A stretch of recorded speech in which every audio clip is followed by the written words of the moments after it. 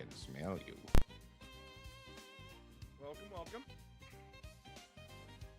Old school. Is my mic working now? It is now, yes. Okay, yeah. Howdy. How you doing? I bought new boots today. Nice. I bought a thing last night. My What wallet. did you crap. buy?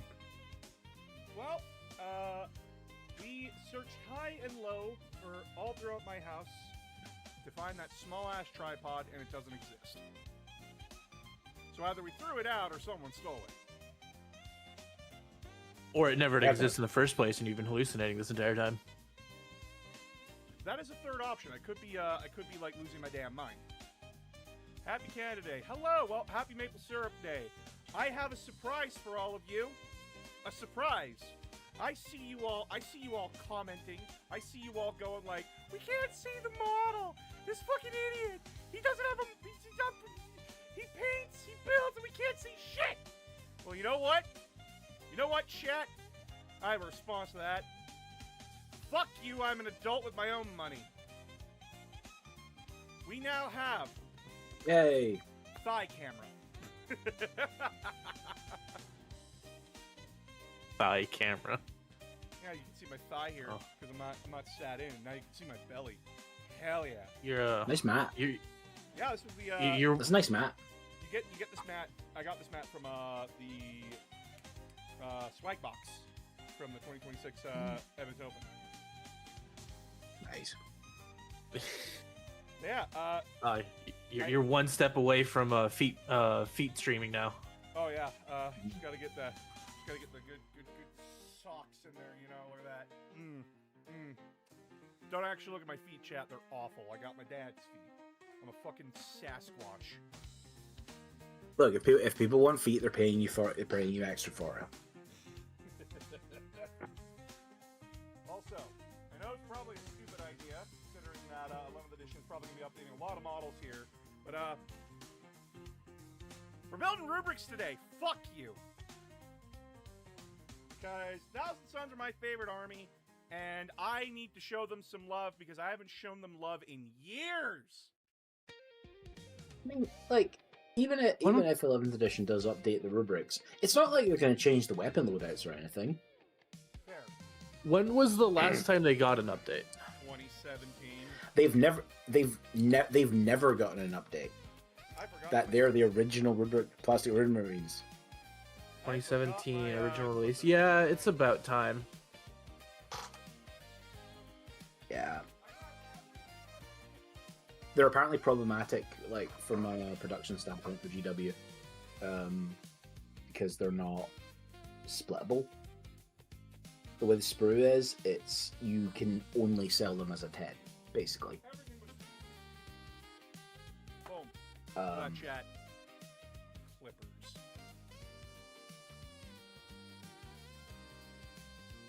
His audio sounds low. Everyone's saying my audio sounds low. I raise it up, and I'm scared about, like, yelling and shit, right? Is that better? Is that better?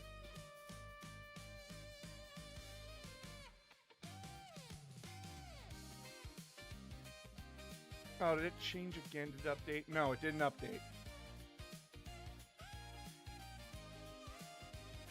You do that.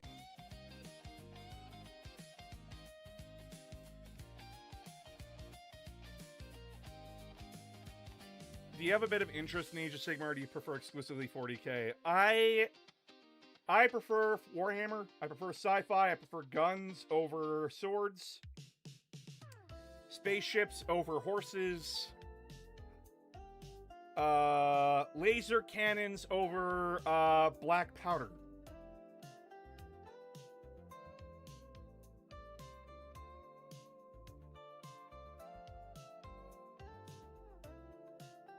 $40K has all those things. It does. And Hi, Owl. hi, how's everyone? Well, I spent my day. I was a good Samaritan today. I was a good friend. Oh, My friend, she, single mom status. mm-hmm. Not gonna get into it, but Yeah. I went over to her place today to basically make sure she's eating. And,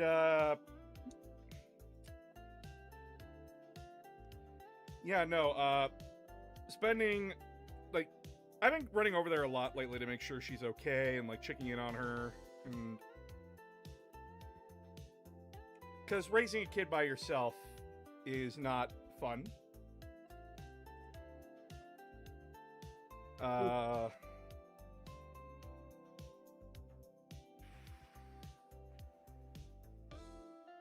That kid tired me out after like 3 hours of being there. And I'm like, I mean that yeah, that they do that to you. that's kids. yeah, that's kids. And she made a joke that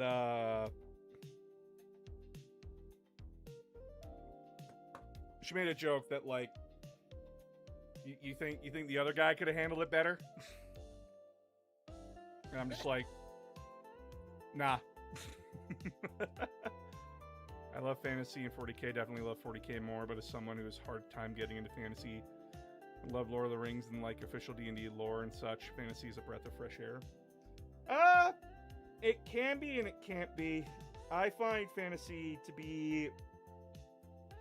a lot of fantasy right now, unless it has something to like actually do and say, most of it's power isekai fantasy, and I fucking hate that. Because boring as shit.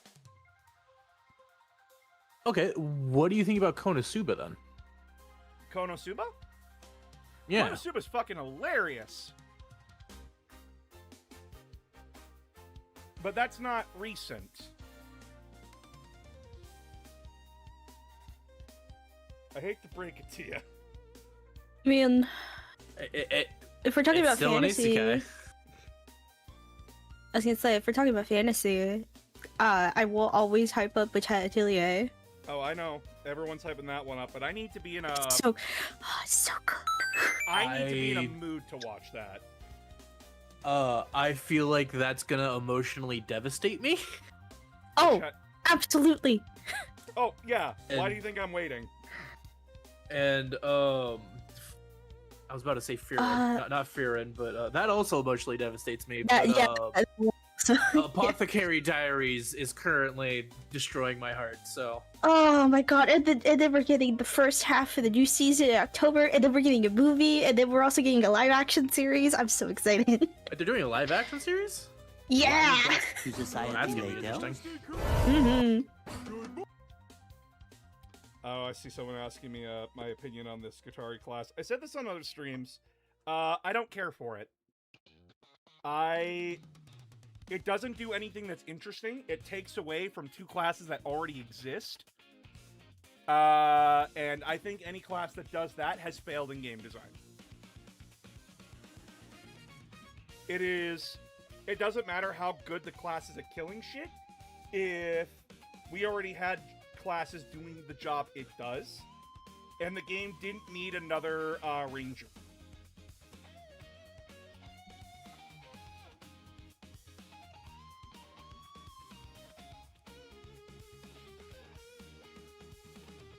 It desperately needs a support class, but it doesn't have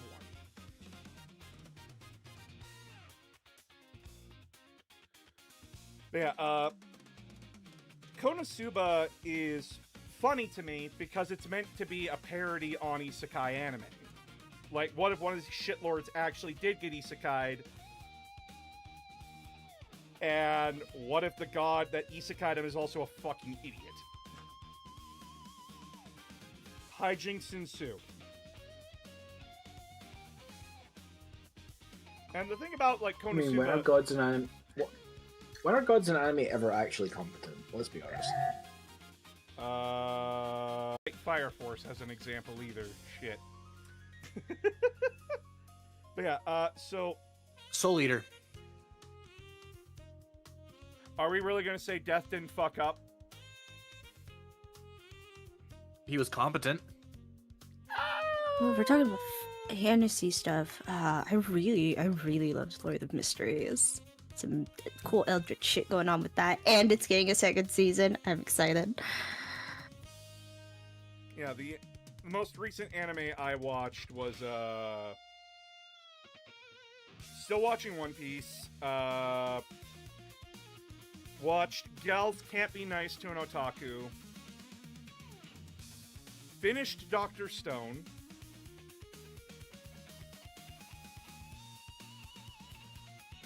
Which I read the manga for that one, and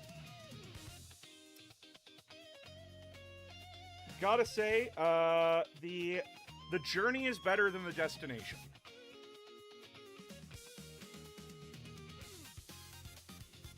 Tolkien's a little bit dry, to be honest. He takes his time explaining things, but I'm personally into that if it's insightful world building, which tends to be Mr. Tolkien. I'm not reading. Listen, I read the first 5 chapters of Lord of the Rings, like the original books, and I fell asleep each and every time.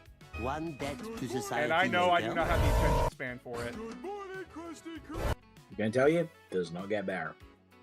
Wait, that's I see you've noticed my grandma's tea set. Allow me to go into it, like 15 pages. Tolkien. See, that's me with the movies, but like it's just some of the parts with the music and the scenery and shit like that are so calming to me. I just end up falling asleep even if I don't want to. Yeah. The movies speed things a lot along, like, so much. Although I actually have interesting, like, related. I have a friend who tried to introduce their partner to the movies, and they only owned the extended editions because, like, it was actually quite difficult for a while to get the regular editions on, like, DVD and stuff. And they just couldn't get past, like, the amount of how slow the start is, like, in the movies. And the movies are faster than the book. And they skip over a lot of shit too. Yeah, I thankfully owned the cinematic cuts and was able to loan them to the person. But like, yeah. Okay. I see a comment there. So I'm gonna say this right now, chat. My favorite. I know I'm gonna sound like a basic bitch for this, but my favorite manga and anime of all time is Fullmetal Alchemist. I see your comment. The truth from Fullmetal Alchemist is an example of a competent god. They're not a competent god. They're just there. They exist. Truth is just what it is. It's neither competent nor incompetent. It just exists. Truth is there as a reminder to humanity there is a limit to their ambition. Not even that. Like, it's like... I mean, as like a metaphorical concept, not like as a god. Yeah. Truth in and of itself is an example of a being with... We don't even know its actual powers. We don't even know its power set. It just exists in a white void with a big-ass door. And, yeah, it could show you the truth of the universe, but... The only one who may have theoretically seen everything was Alphonse. Theoretically. I love Fullmetal Alchemist so much. I consumed everything Fullmetal Alchemist, and I got rants. I got rants saved up for days, months, years. Conqueror of Shambhala, Star of Milos are garbage. 2003 version, I can't be too hard on you. Each series has its own pros and cons. 2003 had the disadvantage of coming out when it came out, which is, like, they were on book 8. Which is just after, No, it wrapped up around, like, book 8. But, like, I think they were on book 6 when, like, 2003 came out, and that was, like, when they fought Greed. And... Actually, my first manga ever was Fullmetal Alchemist book 8. Kind of a weird place to drop me into the story, which was the introduction of Ling. Man, who's this Winry chick? Who's this, why is that suit of armor moving around with no one inside it? Who's this really weird old man that just cut down this really armored dude? What the fuck? Like, oh, I gotta find the comic panel, dude.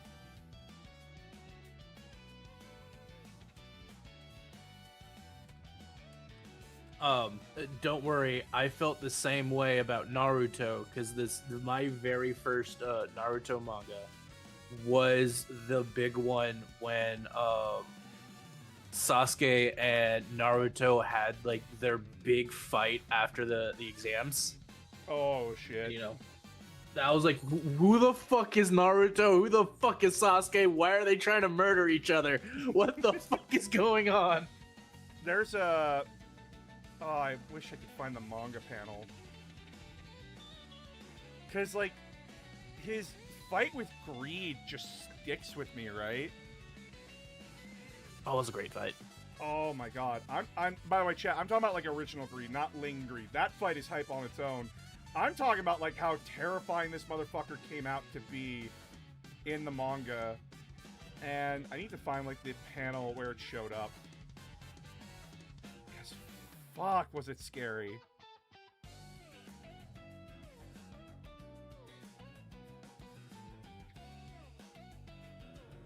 Because he comes in with, like, a red eye in the sewer.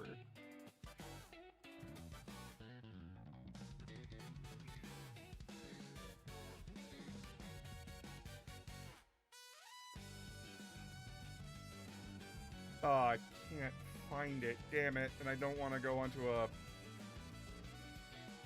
You know what? I think I could grab my book collection that's right behind me. Give me a moment. Give me a moment. I can grab it. Move, Abby.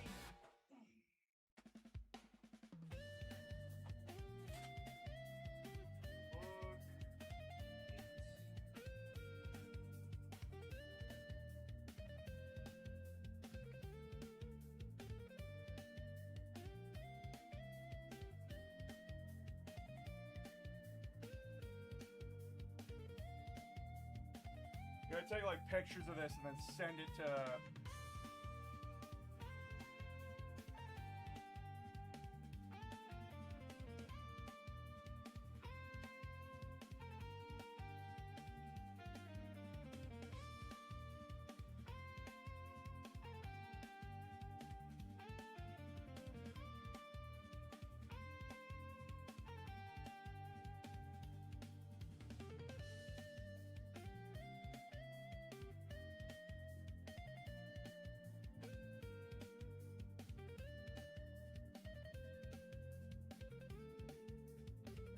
Alright, got a picture of it, at least. Sorry, Chad, I know you're all here for Warhammer, but now you get the Full Metal Alchemist fucking dork coming out. I have 3 things that I love. Warhammer, Mega Man, and Full Metal Alchemist, and I will be damned if any of them fucking die on me. Even though I've already bought tickets to the funeral for Mega Man. This guy's a new game.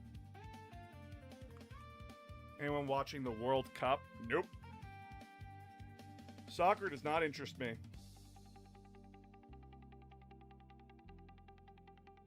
I mean, I'm excited for Mexico to decimate Britain. It's gonna be great. They're on home turf too. The Brits are gonna melt. Specifically the English. We're already getting knocked out, so... Yeah, that's true. Yeah. Oh my god, when I was seeing the camaraderie like the Scots had in Boston. It was so nice. It was so wholesome. Also the codes. It's fine. It's fine. I now get to support my favorite team at the World Cup, which is ABE. Anyone but England. Jesus Christ, these frame rate drops are terrible. What the fuck's going on in my town again?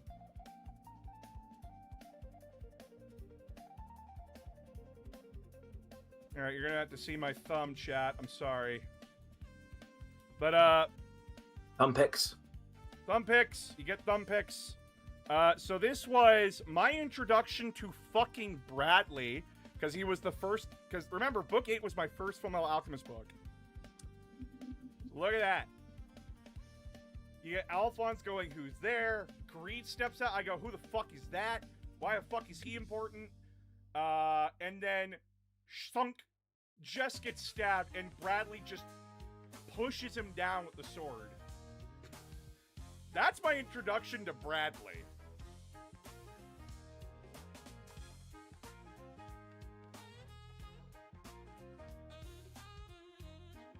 But yeah, like, this is...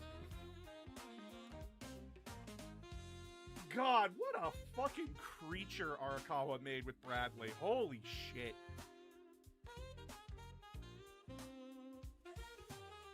Like, holy shit, dude.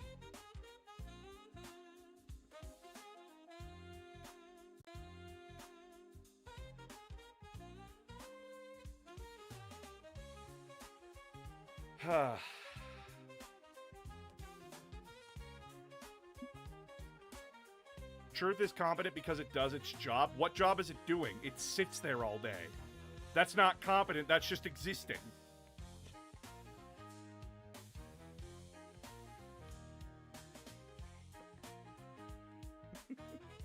King Bradley was a menace. King Bradley is like...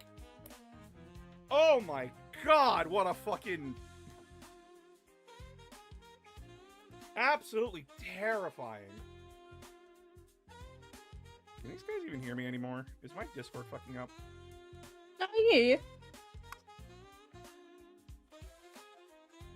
Sorry, just like I'm having frame rate drops like crazy with like my stream, and I have no idea. Like I have a feeling it's because of like all the rain and the thunderstorms that have been happening here lately. Yeah, most likely. What a first impression! Oh yeah, and actually, this is actually marks against Brotherhood. I hate episode 1 in Brotherhood. Because episode 1 is against the Freeze Alchemist. And I'm like, why?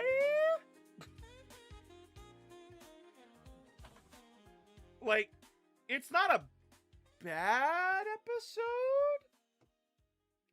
It's just like, this doesn't make any, like, it doesn't do anything for the story. Outside of like, oh well, this is Edward, this is Alphonse, and this is Alphonse and Edward, and this is their journey, and that kind of stuff. And like, you reveal Soft J Kimberly and all that kind of stuff. It feels like it's more for the fans than it is like the manga fans than anybody. But at the same time, it's just like, no, these characters had proper reveals in the manga. Why are we getting them here and now? And... Hi, I'm new to live. I like your need-to-knows. Thank you. Bradley had that dog in him. He had that dog in him, yeah.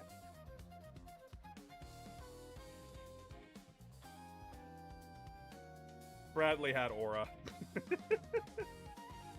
Yeah, but then he had the skill to back it up. Man took out a tank on his own.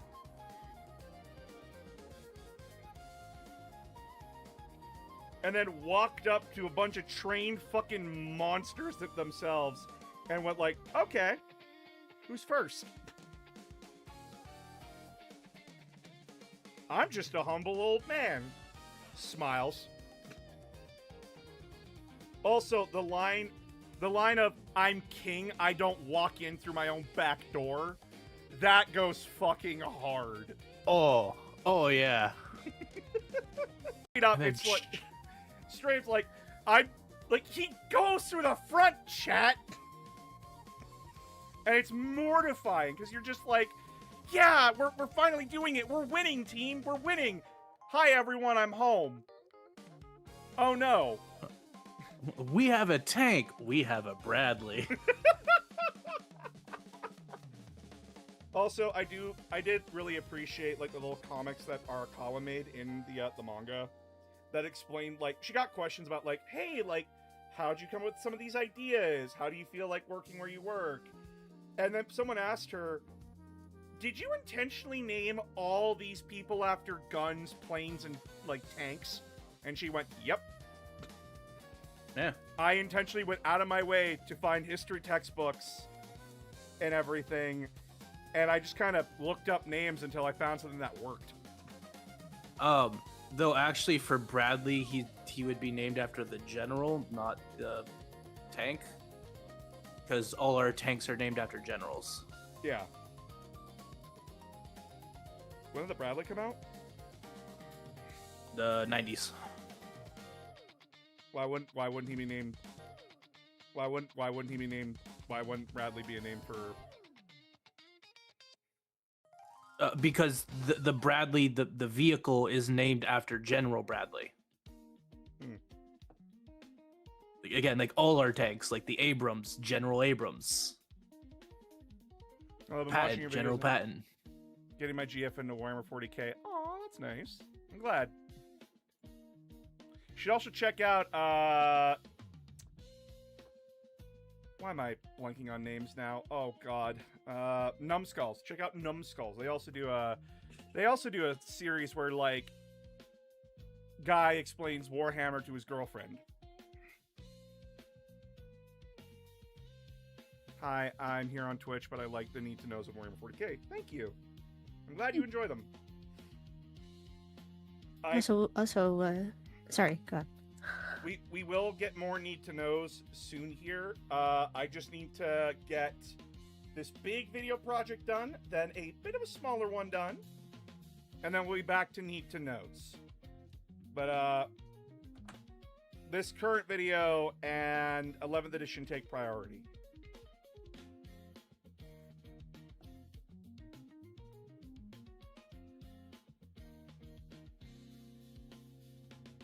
And then we will get to need to know Gene Stealer cults, because I know a lot of you have been, like, hungering for that one, pun intended.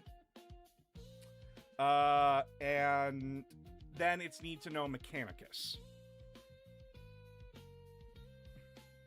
Mustang is a plane named after a horse. Yes. Yes. It's also a military term for an enlisted man that becomes an officer. Which is what? Significantly nicer than the various terms the British Army has for that sort of person, considering our history. Yeah. We want to hear about the Defilers. You'll get to hear about them. They're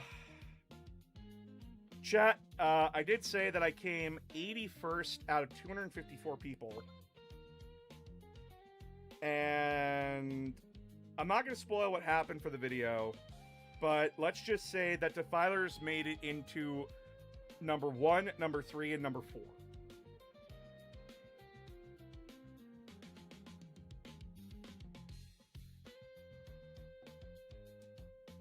They are spooky. And they hit really damn hard. Harder than they ever They fucking got it number did. 2. Grey Knights. Grey Knights came second. Oh, nice. And that was mostly because that person brought a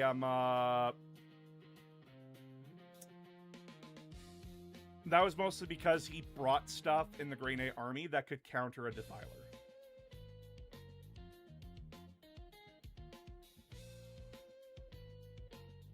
Whereas I was playing budget. What do you mean you were playing budget? The standard Ultramarines list at the time, which was 2 weeks ago, was like 2 or 3 Vitrix squad, scouts, 2 repulsor executioners, Marnius Calgar, Uriel Ventress.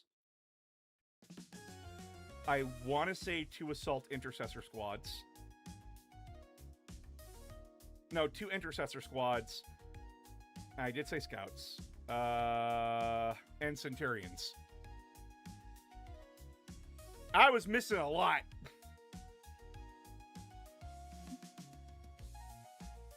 And Am I ever going to do a need to know on Titan gameplay?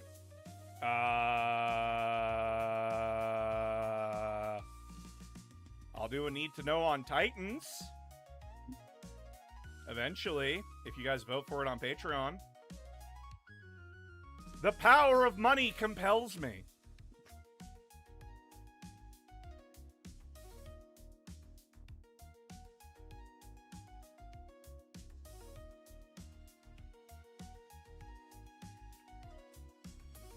Also, I finally decided to cave.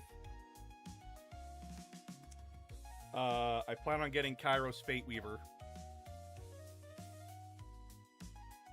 For reasons! Reasons! Not just because he's good.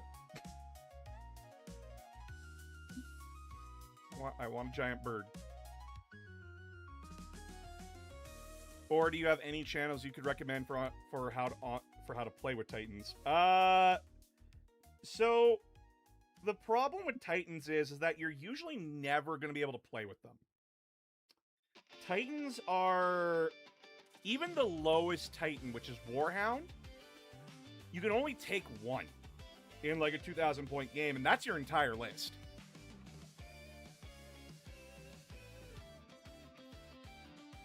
And...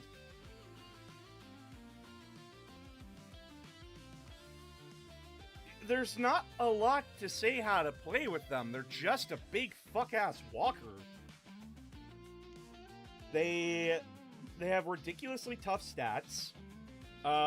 They hit really damn hard. And it usually takes like a full army to bring one down. And that's an army dedicated to killing it.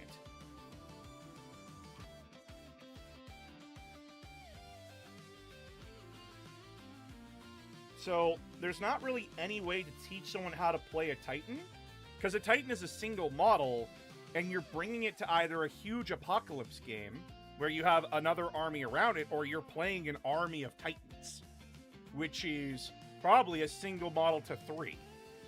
Because I want to be out of here by midnight.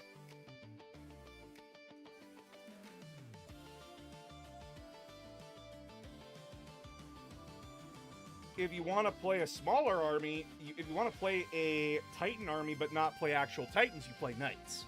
Which in that case, Knights right now are... You bring like 3 big boys and a bunch of small lads, which is... I know like the standard, but when 10th edition... I know the standard in 10th edition for regular Knights was Castellan, Crusader, Warden, and then a whole bunch of Armigers. And then Chaos Knights, it was Lord Tyrant, a Close Combat Knight, and then nothing but War Dogs.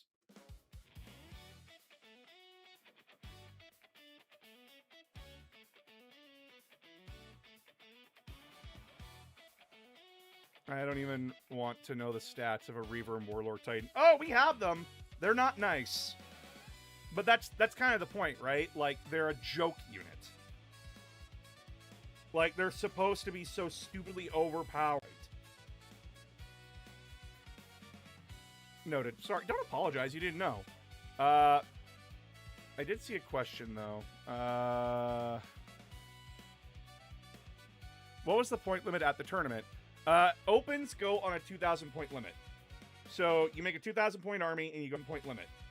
So you make a 2,000 point army and you go from there. Though the rule is if you're going to make a competitive army, the first step is can it reliably kill a knight or 2 in a turn? If it can't do that, then you have a bad army. Because if you can't kill one of the toughest units in the game in one shot, or like a couple of shots, your army is going to suffer.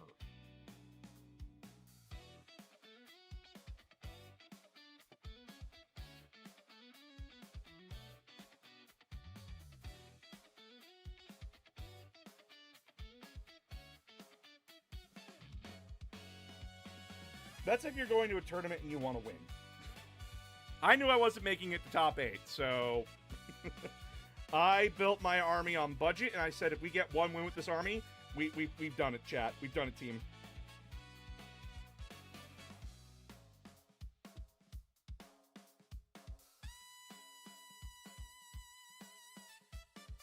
You have fun building and painting minis. Congrats on your 81st placement.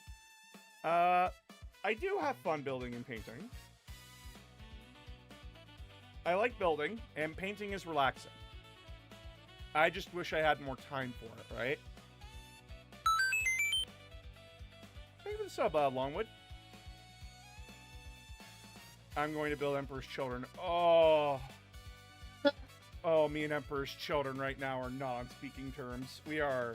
I am very pissed at my Emperor's Children. They're back in the closet. Fuck them. Oh my goodness. Jesus, dude. Not the closet treatment. Well, you know what? When you have multiple times a unit roll, I hit on 2s, and I wound on 2s. I rolled 5 1s. Back to back. That's it all the the dice? time out treatment. Oh my god. Do you have a dice shaming bag? No, I don't have a dice shaming bag. I just wash it. I wash my dice. Like, I physically... Oh, you got it. Yeah, you have a place for the bad dice. No, we work as we either collectively work as a team or we fail as a team. Was the joke that if a dice fails you enough times, you take a hammer, you smash it up, and you put it in a little pouch in the dice bag with it to threaten the other dice? Yeah, I find fear doesn't work very long. Fear's not a good motivator, I find. Not with that attitude, it's not. I was gonna say, yeah. See, I just like shake the bottle of acetone in front of them and be like, look, this is gonna be you. I'm gonna put you inside this. I'm not gonna be mean to my dice, because my dice will be mean to me right back. They will fail me in the moment. Wait, are you threatening? Are you threatening to put your dice in the jar? Are you threatening to do that with your dice? No, I have not done that. And if it's Emperor's Children dice, then I don't want to do that. No, I was gonna say you could drop acetone in it rather than that. I do have an Emperor's. Phoenix actually did something really cool for me at the first Edmonton Open we went to, and she got me an Emperor's Children themed dice bag. Nice. And she's like, yeah, so when you finally decide that you want to play your Emperor's Children for a tournament, we can use this. And I'm like, I love you. Emperor's Children are nowhere in a state where they'll even be ready for a tournament.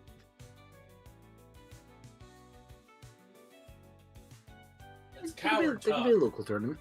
They could be local tournaments. So you get like smaller stuff. Not everything needs to be 2K match play. I mean, fair, but at the same time, my brain's just going like, they don't have everything I want them to do at a tournament. Yeah. It's kind of interesting, actually, like lower points cost events with 11th, because one, you've obviously got like the different detachment costs and like the different units you can have, and also like 1,000. One of the things it recommends is that you basically all your battle line can take actions and shooter fight. Yeah. Which is cool. So like it really incentivizes you to take battle line, and it actually does change up like what you will bring to a game.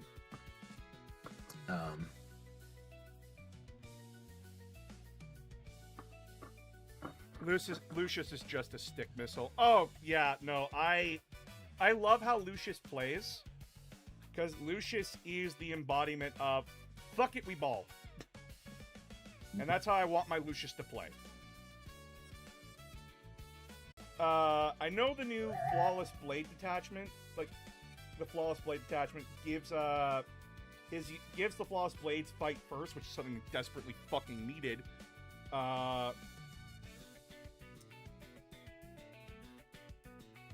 But I never run Lucius in Flawless Blade anyway, because they just slow him down.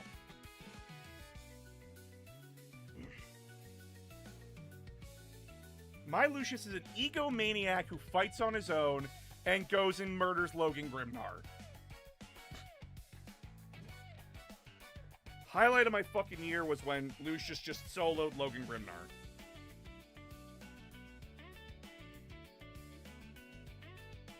You better be glad he soloed that, otherwise we wouldn't have a Logan Grimnar anymore.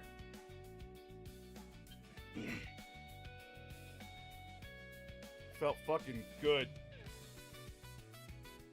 I mean, he got killed by Wolfguard Terminators not, like, 2 minutes later, but, like, hey. Fucking, we can replace them. Can't replace Logan Grimnar. No, you can't.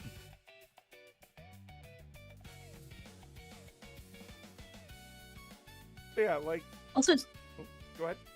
sorry, it's just really funny that you said you put your Emperor's Children in the fucking closet, and it's Pride Month is over. Mm-hmm. I can't believe you'd do that. I didn't even think about that. I was just so mad in the moment. I was just so angry in the moment, because, like, fuck.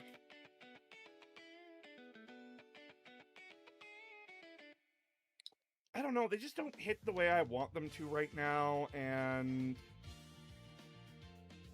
they really struggle with, like, really tanky armies.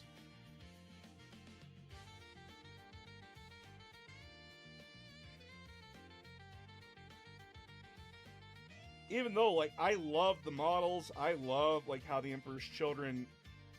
I love how their army plays, but when I'm looking at their stats and everything, I'm like, they are missing a lot here that would really help them.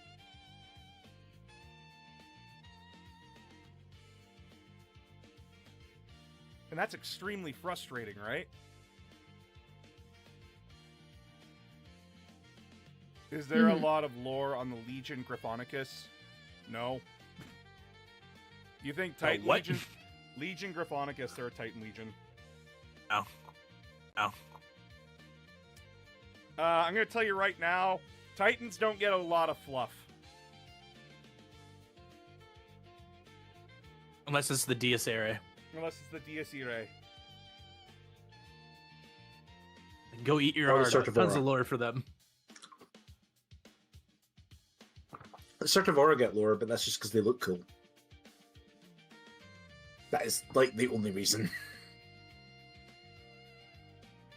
They have hot red stripes. They have hot red flames on their Titans, so therefore they are the coolest looking Titans.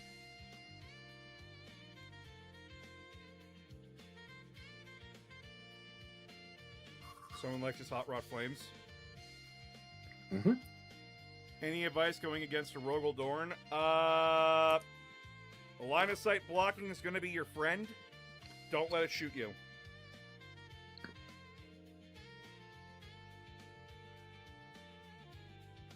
Also, if you're gonna fuck with its stats, make sure that it doesn't affect the... Make sure that the debuff doesn't affect the stat. Because this is something that I learned at the Edmonton Open. The guard orders do not add +1. They affect your stat. Yep. So when they tell...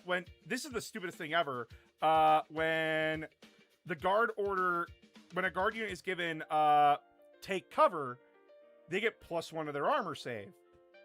So when I charged a guard unit with a squad of assault intercessors, and I'm like striking them, they go from 4-up armor save to 5, and I'm like, they should be at a 6-up armor save, right? And they're like, nope. Take cover only gives you, like, it treats your unit as being in cover, right? Nope. It's +1 to the save. +1 to the save stat. And I'm like, that is so stupid.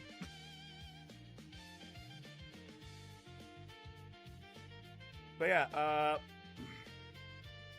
if you're gonna hit them with a -1, make sure it doesn't hit the stat.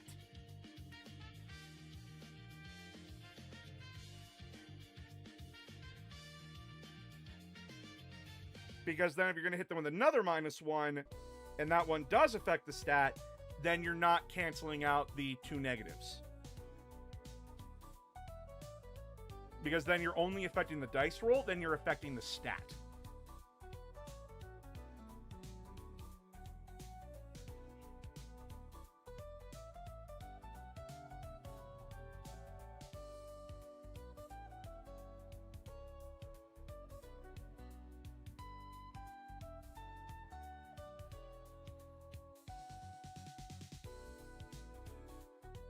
Because of the heat wave in Europe, what planet would they be in 40K? A heat wave? Normal planet. A normal planet that undergoes climate change?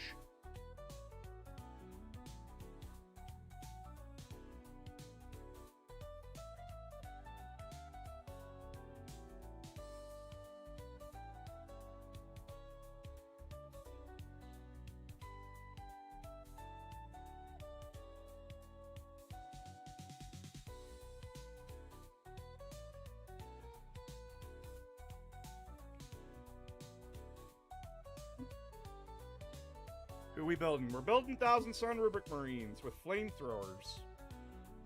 Yippee! Because I was stupid and I kept building all my Thousand Suns with bolters. No, the answer was fire. The answer is always fire. Exactly. You see, the salamanders, they had the right idea. The problem is that they didn't take it far enough. They stopped short with gas, with promethium. I'm going a long way and grabbing a flamer of Zinch and wringing it out for all the oil it's got. Hello, announcer. Quick question. What are the odds that one or more of the relics that the salamanders are looking for is in the possession of the Blood Ravens and or Trazyn? 0% chance of the Blood Ravens, because that's a dead meme, and they don't actually steal shit from people. That's just a game mechanic. And Trazyn, he doesn't have any of it. He doesn't have anything. It's why he keeps trying to steal from Histon. Because he wants Histon's shit. He lied about having one of the relics. Or is he? No, it clearly states it was a lie. He was lying to lure Histon in so he could kill him and get the Spear of Vulcan. Or is he lying about lying? Huh?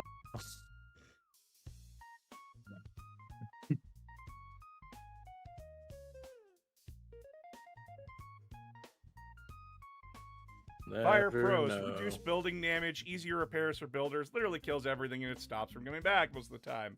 But still use a bolter.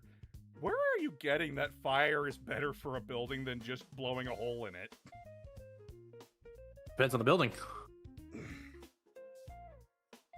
In a situation of a bunker, I get it. Unless there's ammo inside that bunker, which in that case, no.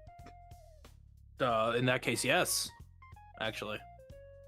You want exploding ammunition in a bunker. Yes. Yes, because it'll kill the people in the bunker. Yeah.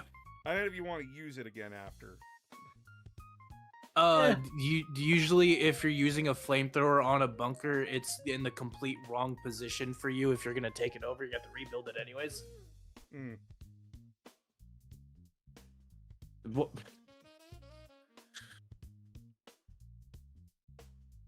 Okay, because trenches and bunkers actually face a direction. It's not just a hole in the ground. You build them in a specific way so that if they are taken over, they can't be used against you. No, T-Com, we're talking about the rare 360 bunker. Yeah, the Panopticon. Yeah. You know, where the KGB are.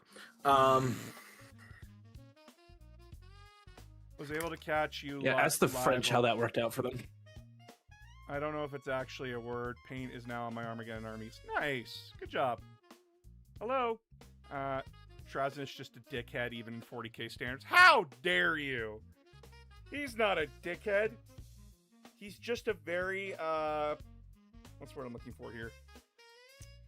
Enthusiastic collector. I do like that he actually doesn't. I do like that he actually doesn't care about accuracy, though. Well, Like, Do I care for accuracy when I have Donkey Kong 64? No. I have Donkey Kong 64. care about accuracy, about where it got its shit? He doesn't claim to be a historian. He claims to be a collector. That's it. I collect antiques.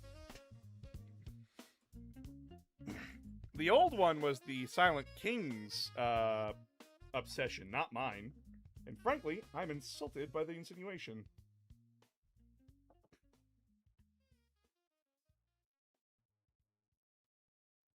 He's the whole dick, not just the head. Oh, well, Orakim would love that whole dick. I can tell you that much. What you thought Game Month stopped in June? Nah, bitch. I will still I gotta listen to fucking The Infinite Divide again. It's so good. fucking funny. It is So fucking good. funny. I love these fucking two divorced gay ass bots. Listen, nothing gets better in your book when you start out with the main character getting eaten by a dinosaur and walking away from it. And the dinosaurs are now back in the game. Yeah! You gotta love. That's you gotta true, love yeah. that toxic yaoi. They can Aw. never get away from each other.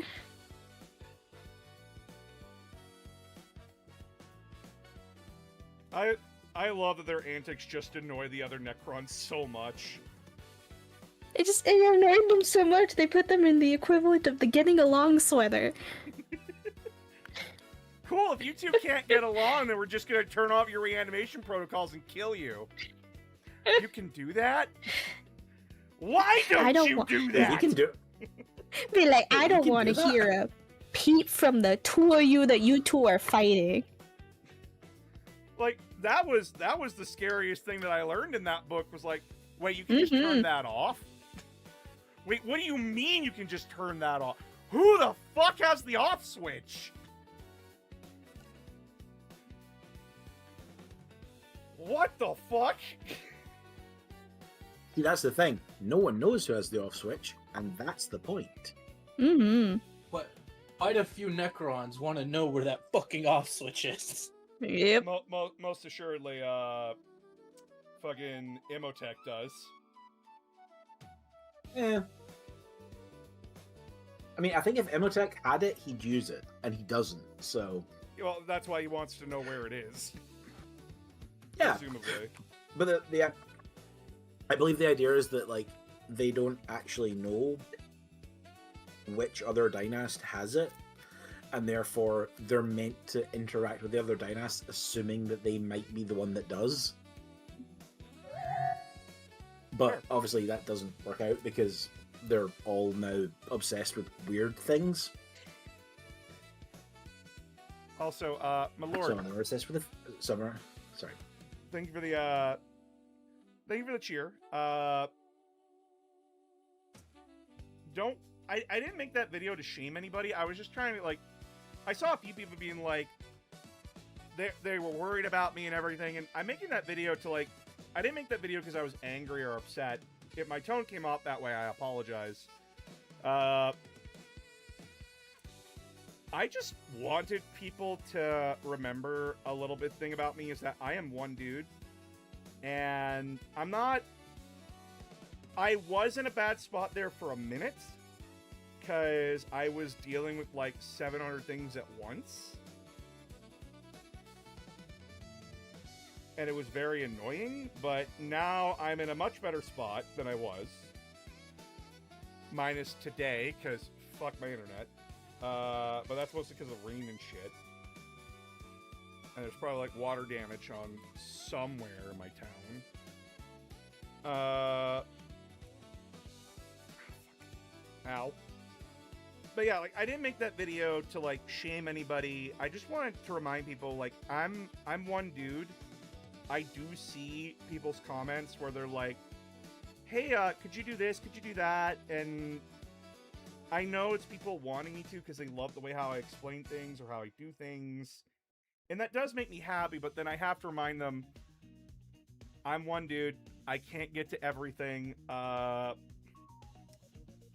And here's like the whole process and why I can't. I know like some people aren't going to get that. And I accept that. I accept that entirely.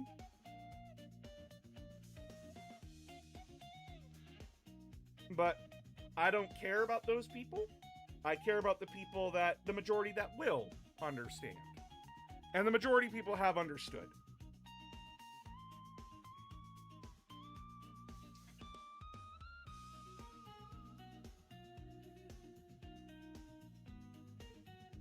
What's your thought of the MechWarrior 5 DLC so far?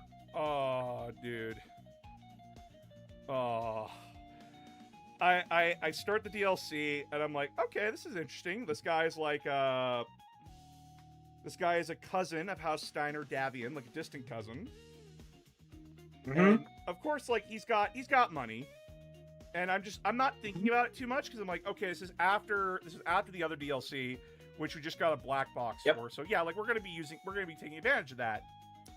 And then we run into Clan Jade Falcon. And I'm like, oh, it won't be that bad. It's one ship. Oh no, that's a fleet. That's oh, let's get out of here. Nope. Pardon de fuck moi. No, I challenge you, leader of leader of this flotilla. And I'm just staring, like my character is, at this fucking guy, and I'm like, are you trying to get us fucking killed the slow way or the fast way? Because I want no part of this. I didn't ask to sign up for a suicide mission. I wanted to get paid and leave. Yeah, well, too bad, fucko. You either help us or you don't get paid.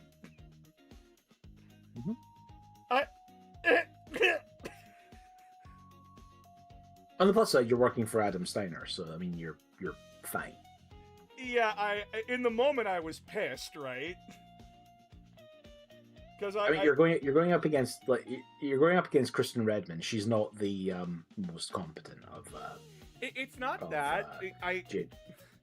Playing through the Clan Invasion DLC for MechWarrior 5, that was miserable. Not like in a bad way, by the way, chat. I want to say this right now. That game is very fun. It was miserable in a way where you actually understand why your character would want to run. It does a very good job of exposing you of in what way you are just completely overmatched. My stream disconnected and not reconnected. Interesting. All right, we're back. Holy shit.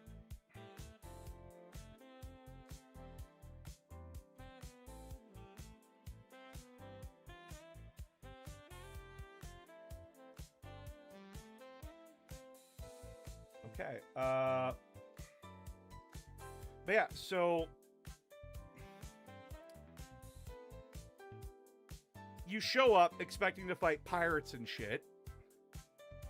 And then the next thing you know, all you're hearing is screams on the other end of the fucking comm from said pirates. And it's like, we didn't deploy another unit here, did we? Because I thought we were going to, like, build up to the clan invasion, not drop us balls deep in the middle of it. No, we're starting with clan invasion. You're the first target, idiot. Stream dead. Did it die on YouTube? Yeah.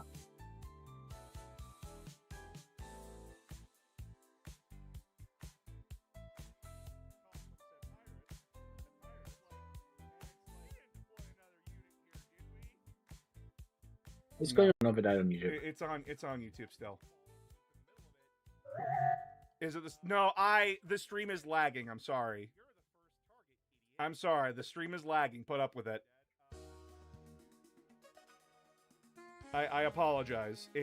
There's nothing I can do about it. It's literally, there's been too much rain here where I live.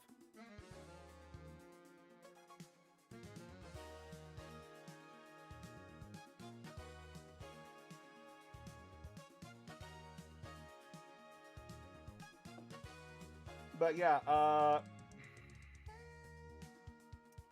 So you run into the clans, and by the way, you are in this DLC. If you're playing like from your saves, you probably got like a pretty decked out mech, right? Like you got like a pretty good mech going into the field.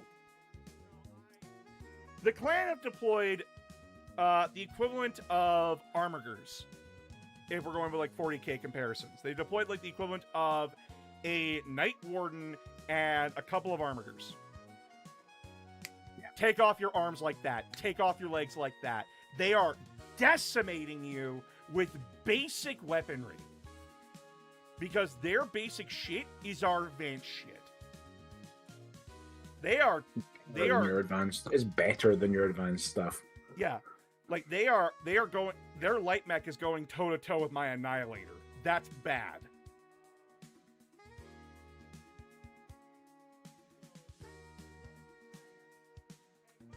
And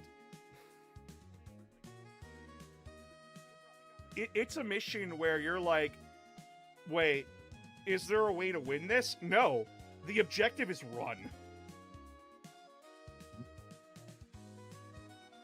Because even if you kill the mechs that are fucking you up, they'll just keep sending in more. Like, by the time you get to Chaos Rising, like, the Inner Sphere has started. They've not closed the technological gap, but they're starting to. Like, they're starting to... Yeah, we're finally getting tech that can actually, like, stand up to them. Yeah, and they've...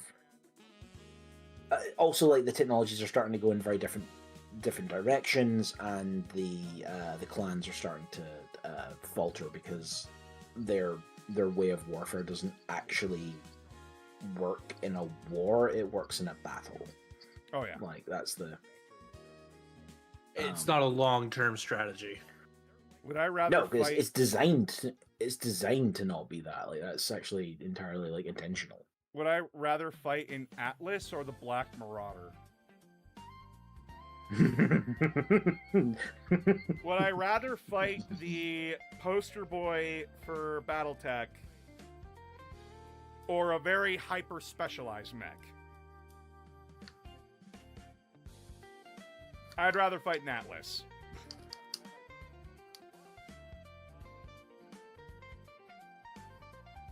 Would you rather fight a flea or a ferret? A ferret. A ferret's just a wiggly noodle. Yeah. So a ferret has flamethrowers. Okay, if we're adding in flamethrowers, what the fuck do I get? So, out of curiosity, you do get who the characters are that are in Chaos Rising, right? I get their To all of the... I don't know who they are. Right, so Adam Steiner, Kristen Redmond, the Jade Falcon, and Nikolai Malthus are the main characters of the Battletech cartoon. Oh, I thought he looked familiar. Yeah. Wait, was that fucking... the cartoon? I get it now. Fuck. So the cutscene, the cutscene of like the academy being overrun. Yeah, that's the opening to the That's the opening to the first episode of the cartoon. Yeah, I'm like, this feels very cartoony. And then it yes, was. It is. Yes. I had a feeling I wanted to ask you off stream, but like... Yeah. Yeah, so the cartoon in canon is a propaganda cartoon that was produced by the Lyran Commonwealth after the fact. That's funny. About an actual about like it is a, you know, it's a propaganda cartoon, so it's a very, very loose dramatic reinterpretation of like an actual like ad hoc unit that was put together, which is what the first Somerset Strikers were. They were a behind enemy lines sort of like ad hoc mech unit in Battletech. This comes out like much later, to the point that when he realizes it's come out, Nikolai Malthus, the main clanner in charge, like the main like clan guy, not Christian, he launches a lawsuit against the Lyran Commonwealth for like a defamation lawsuit essentially for his portrayal during the in the cartoon in like the canon, and he loses. Good. Fuck him.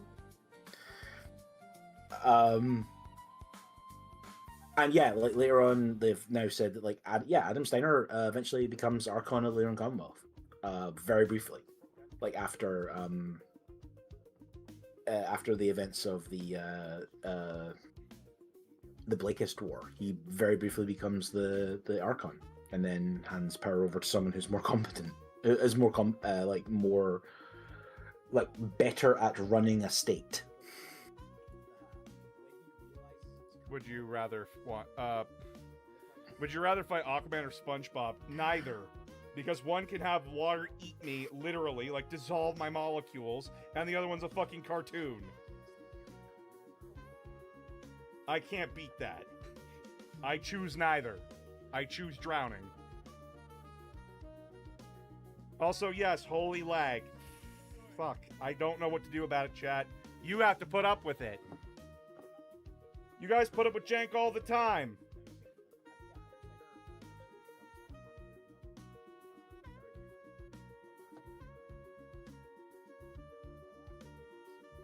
I'm not even done work today. I have to get back to work as soon as I'm done stream.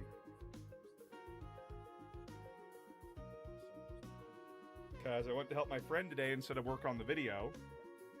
And I said that I need to get games 4, 5, and 6 done today, and I got 4 done, and I got I got 1/3 of game 5 done.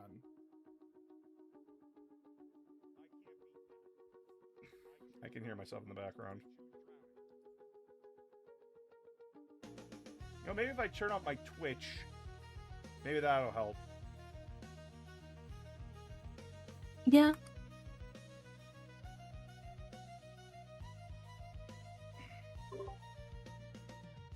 I'm sorry, I was not paying attention. You're fine. Also, welcome. I've been here for almost 10 minutes. Well, you were muted and deaf. Well, you were muted, so I couldn't. You weren't saying anything, so what do you want me to say? Nah, no. Just quietly lurking in the back. Also, would I want a Battlefront style 40k game? Which one?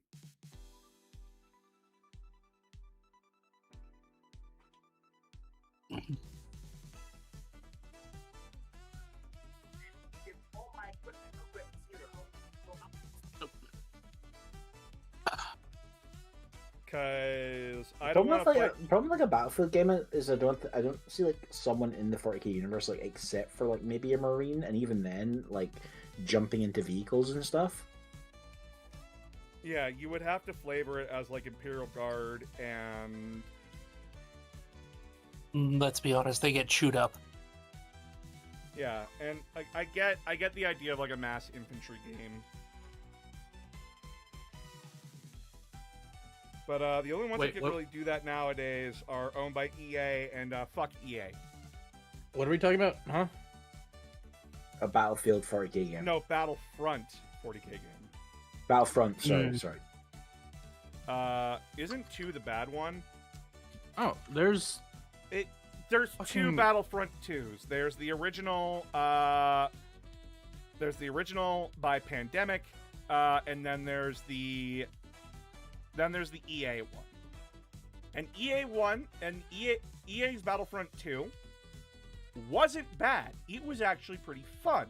The problem was that fucking corporate greed and meddling got in the way of it. I.e., oh, you want to... Yeah, the microtransactions. You want to play as Luke Skywalker? You want to play as Darth Vader? You have to go through the loot box system. And everyone hated that. Oh, and fucking boss, honestly, no, there's plenty of companies that are making games at like that scale that aren't AAA. I'm aware, but you know GW would go to them first.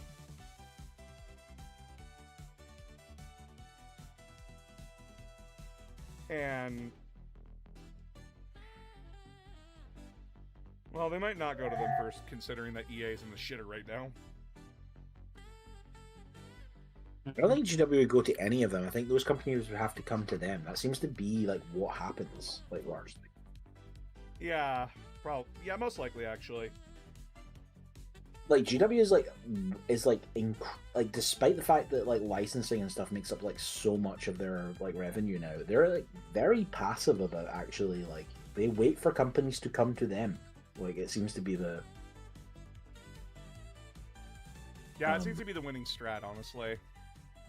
Or maybe Fire Warrior. I will give it a chance if it's a new Fire Warrior game. I will give it a chance.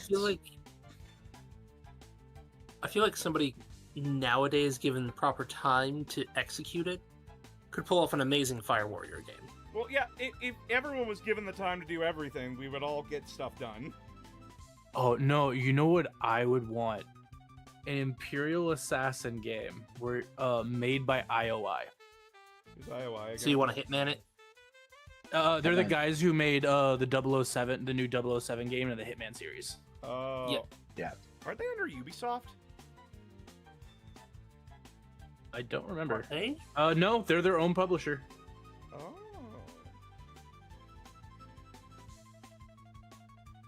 Yeah, like, I would love a couple of 40k games to not just be Marines do X and then blow shit up.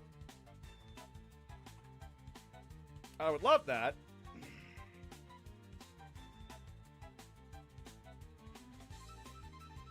But we gotta sit with reality.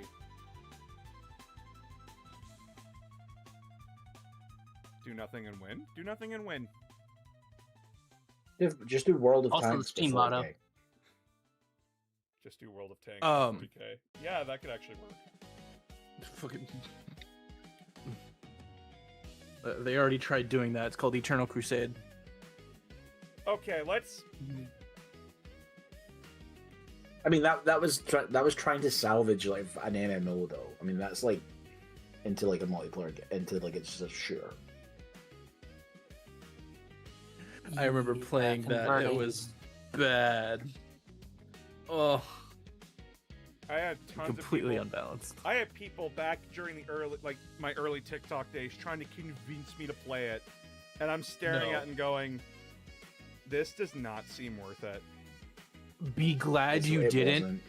because like if you were fighting Space Marines as either Orc or Eldar, you lost every time. Because Eldar are built for movement. Moving fast, getting across the map extremely fast. It doesn't help when all the maps are super small. Would you like to see me run to my death? Yeah, that was essentially it. Want to see me do it again? Microsoft just broke off with, well, so maybe. What? With IOI. They're probably talking about IOI. Why did they do that? Because IOI wanted to be its own publisher. And Microsoft just let them? I don't know too much about that deal.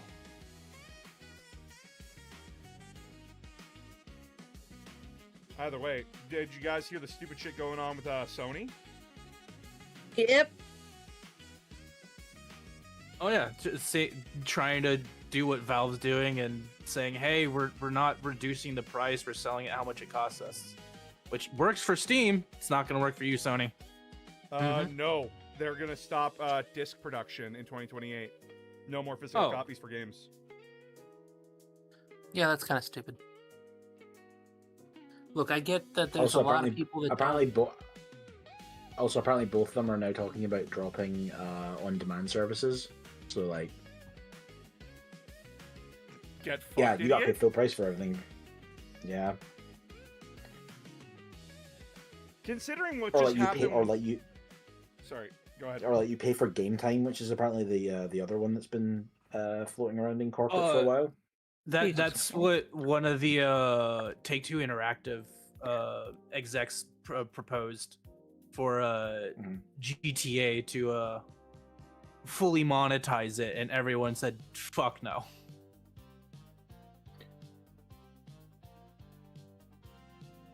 for now.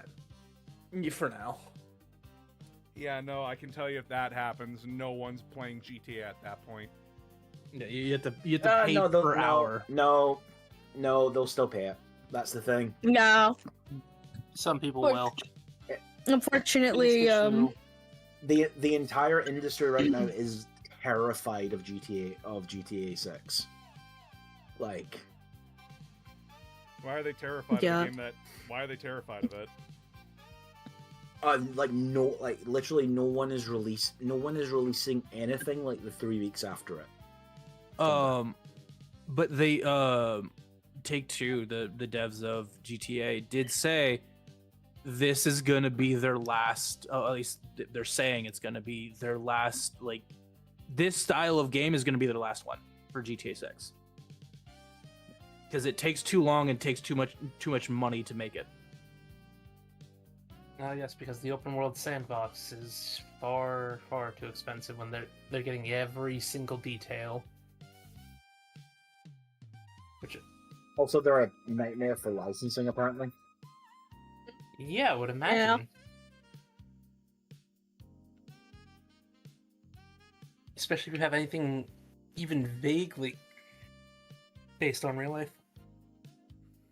Well, no, apparently it's like they've had like this with GTA Online. It's been out for so long that like their music licenses have like run out in a bunch of cases. Mm-hmm. Yep. I'm not a big fan of GTA. I could never play it for long periods of time. I just played it and I got bored. I genuinely do not see the appeal, and that's just me. That's fair.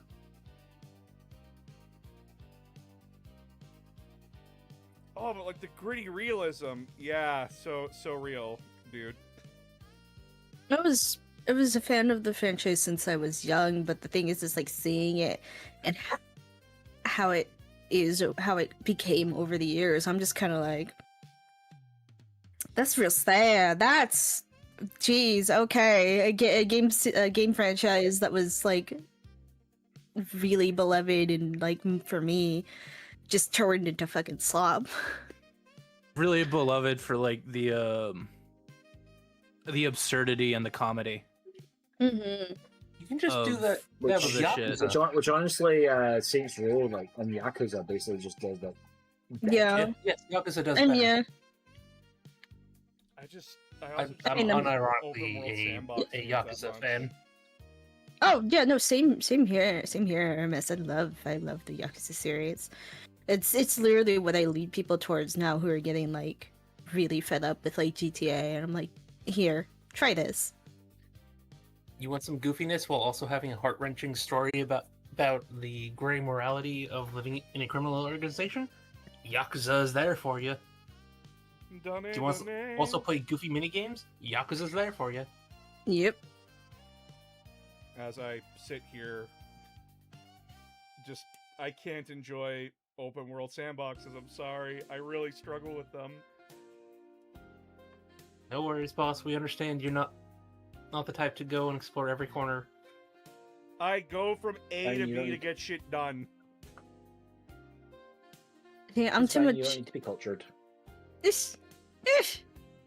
I'm a Wow. nosy bitch, so I love digging into like everything.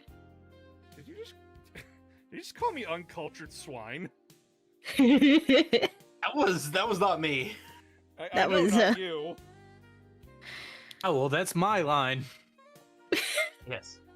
was. Oh, I'm feel that- sorry. Oh, I'm sorry that I can't get invested in a world that can't be fucking bothered to save itself at that point. Holy fuck. The amount of fucking fetch quests you need to fill that world with just to get shit to do. I'm sorry that I don't have time for that. Yeah, no whimsy, no curiosity. Damn. Say, I feel like he's. no desire I to feel like. interact. I feel like he's really gonna hate Bellwright. When Oh, the probably. entire goal of that fucking game is to do quests to actually build out the world TCOM, what was my... and build your settlement. TCOM, what did we just play through? You and me together? Infinite. Yeah. What did I say about that shit? I hate that game for different reasons. I will You gotta stare. love the mixed opinions you can get here. Here, what do you think, chat? It's Infinite is just a mix of callbacks to better games. That's all it is. I'm talking about its open fucking world, and it's the perfect example of what I hate about open fucking world. If there was no grappling hook in that game, I would have walked away from Halo Infinite with nothing nice to say.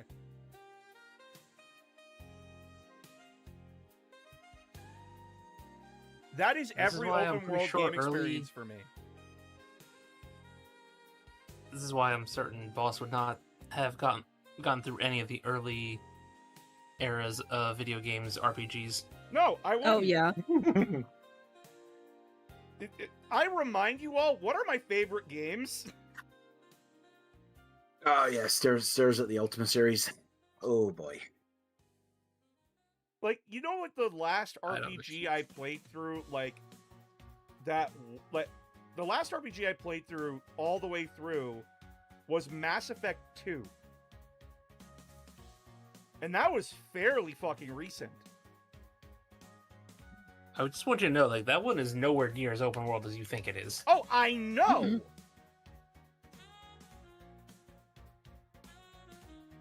But that's my limit, right? Yeah, that's why we know true open-ended RPGs are not for you. Not, Bill, you shouldn't be blaming 343, you should be blaming fucking Microsoft and Bungie for what they did to Halo. You should be blaming them, not 343. I have fucking talked What's your about this. opinion on, Okay, so what's your opinion on like JRPGs like Chrono Trigger or something? I would imagine JRPGs would probably be easier for him since they are a lot more linear. He plays Oh, I don't Yu-Gi-Oh. think he would enjoy the grind. Oh, okay, He plays Pokemon, so okay. That is... I'm going to say this. that's an open world game. I'm going to say this as politely as possible, and I want everyone to understand where I'm coming from. JRPGs and me have a very hard time getting along, not because I think they're bad. No, Chrono Trigger is a fucking map. Not because I think they're bad. No, playing it for 3 hours. I understand that. But fuck my ADHD. That is a very visceral and guttural fuck that came out of me. I struggle sitting there for hours grinding shit out because my brain's just going, if we can waste our time on this, we can go do something fucking else. And that's not what I should be thinking about when I'm trying to relax. If I'm encountered with busy work, I don't want to do it. If I'm encountered with busy work, I don't want to do it. I generally find, I think Chrono is probably That's one of why the we series know where I'm Monster like, Hunter yeah, is you don't off really the need to table. grind. You No. don't really need to grind in this, so. Chrono Trigger's unique because it has the team up mechanic and the positioning mechanic. Also, Well, it's a to the story field, that's just no gonna games. rip your fucking heart out. Oh, I'm aware. Like, And I know, like, a lot of people are saying you should play it without a guide, but I'm like, but I don't want to fuck up. I want to play the game and get the best story that I can get out of it, and the best story is don't fuck up. So of course I'm gonna look up a guide. I mean, nothing wrong with using a guide. People who are insistent on guides are, well, I want to put them in a box. Or insist on not doing guides. I want to put them in a box. Like, I get wanting to do a blind playthrough, but if I'm walking through a dungeon trying to find the fucking main item, I want to know where the item is. It's not a mystery where, like, at that point, like, I don't care about the mystery of it. I want to get the fuck out of here and get the story, like, get a move on. My time is not infinite anymore. I'm not a child. I got shit to do, and I'm sorry. I know people are gonna be like, but you're ruining the experience for yourself. Eat shit. I would rather play the fucking game and have that experience.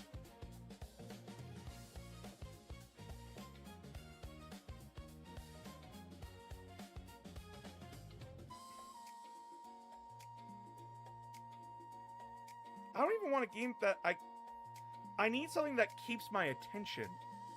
And I'm sorry, I grew up in an age where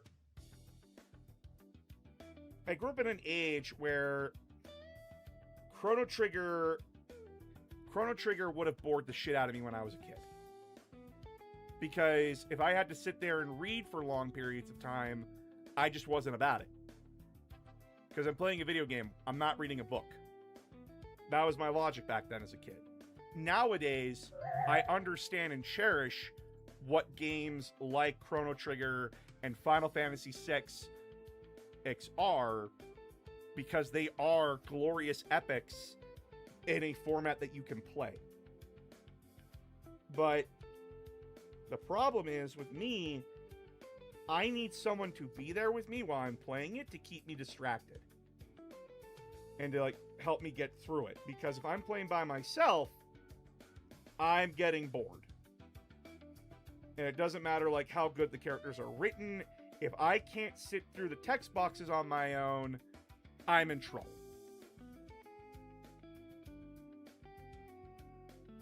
And I know It's definitely the unfortunate mix of the ADHD. And then I know people are going to be like, well, what about Ace Attorney?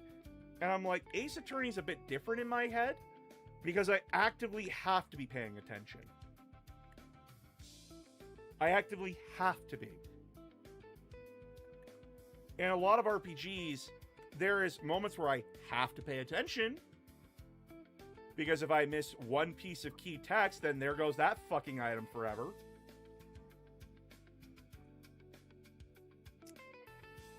But, then when you get the important text, what do? You sit there and you grind for 2 hours. With no speed up mechanic if it's an older game. And I can't do that. Your boy ain't got the time for that shit.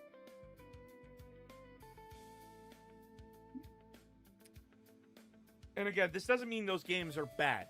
Far from it. I will always tell people, like, I played Chrono Trigger. I haven't beaten it, but I played it enough to get an opinion on it. And I will happily say that is an RPG that you should play if you love RPGs. And Did you get to the trial? Did I get to the trial? I did not get to the trial. Okay. I know I got that's past usually the giant robot.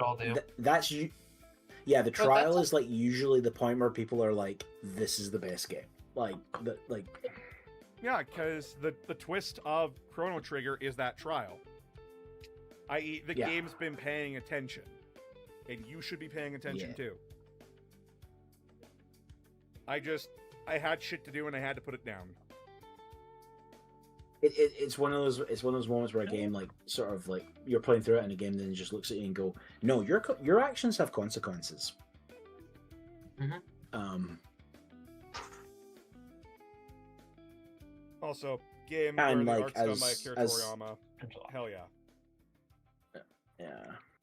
Also, yeah, the Akira Toriyama artwork is just sweet, and it is very his sensibilities as well in terms of like why things are, if that makes sense.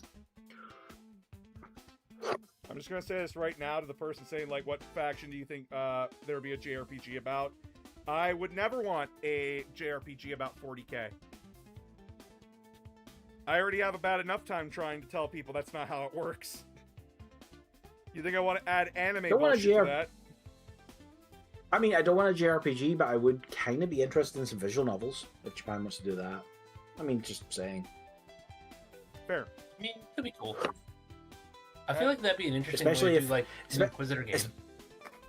Yeah, especially if they, let certain visual novel companies add it.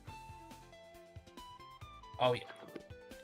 Because, like, the last thing I need is to watch a Space Marine do, like, samurai, like, ninja bullshit, okay? That's the last thing I need to see.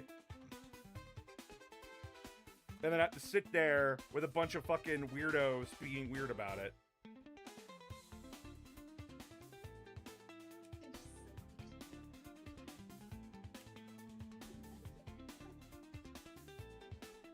Is Trench Crusade more grimdark than 40k? Just found out.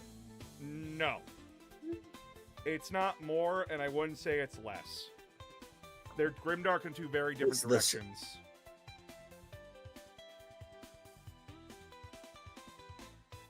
Trench Crusade only takes place on Earth. Yeah, the suffering is Warhammer contained has in been Not so far. Galaxy. Well, so far. I doubt they're going to add in an extra galactic threat.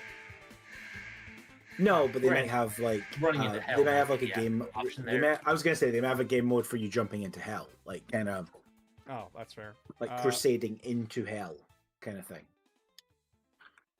Now that I wouldn't be surprised by. What isn't just a JRPG, just an RPG, but made in Japan. It is. Also, to the people wondering who these people are, my call here. First one up, that is just a symbol there. That is old school. The one that is a doll holding an owl plushie, that is Owl. Owl Doll Arts is their Aramis. He is one of my moderators. And we have T-Cop, who is one of my admins. Or are you an admin? The way or a around, mod? buddy. You're a moderator. Yeah, sorry. Aramis is an admin, T-Com's a mod. This is my personal. I've been around The a other long two of us time. are also mods, by the way. Yeah, I was gonna say, man, I can't believe I'm just a doll. Yeah. Fuck We look like Owl we're and bored. old school, What I happens at the bar? guess. I'm Ah. sorry, team. I'm sorry. They're so they are my mods. They are good friends of mine. They are also Someone's hot micing. Yeah, so General Menaces. Artemis, you're out making. yeah.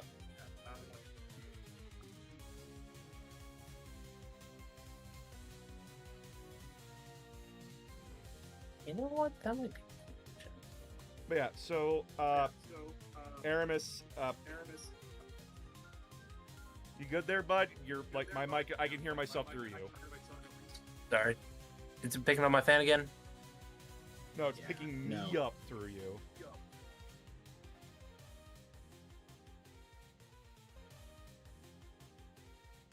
You should be good. He should. He just muted himself. Yeah. So yeah, these are my mods. They've been with me for like a long time. I think Aramis and T-Com were the first. Owl came a little bit later, and then it was old school.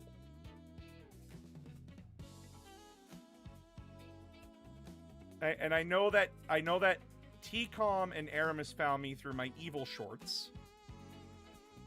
I don't remember how Owl found me. Found you through TikTok. Well, yeah, this was all through TikTok. Turn down the sensitivity. Yeah, your shorts just started appearing on my feed one day, and I'm like, you know what? Oh, Aramis hot mocking again. Is it? Really Is it heavy. where's it picking this Yeah. feedback up? What you listening through? My laptop. Ah, that's why. Your mic is picking up. It's literally just picking up everybody else talking. That's Mm-hmm.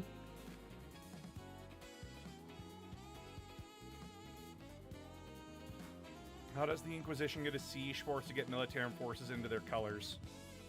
They don't. If the Inquisitor has an entourage, that entourage is usually their colors. But 9 times out of 10, an Inquisition force, if an Inquisitor gets a siege force, they don't give them the Inquisition's colors. That siege force just uses their own colors. The only people that use Inquisition colors are their personal stormtroopers or the entourage they keep. I hate using this as an example, but Vrax, fucking when the Inquisition took over, Krieg still carried the Krieg symbol. Like, they didn't get to start wearing the Inquisition one. Yeah. It's the one everyone's most familiar with usually. What Chaos God do you wish got more love? They all get an equal amount of it, honestly.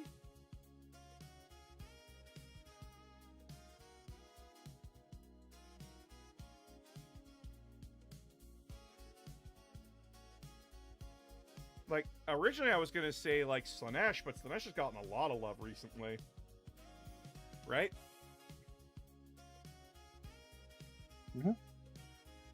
And then, like, people are gonna be like, oh, well then, like, if Slanesh got love, then Khorne should get love. No, Khorne has way too much love. Yeah. And then there's no... Except maybe the demons. The demons could... All the demon... particularly the Slanesh and the Khorne demons could really do the redo. They could. At this point. Same with Nurgle and Tzeentch are kind of fine. Like, Tzeentch is kind of fine. Nurgle maybe could use it. I'd say, like, the Pink Horrors and the Plague Bears could use an update. Including the Flamers of Tzeentch. Okay. Okay.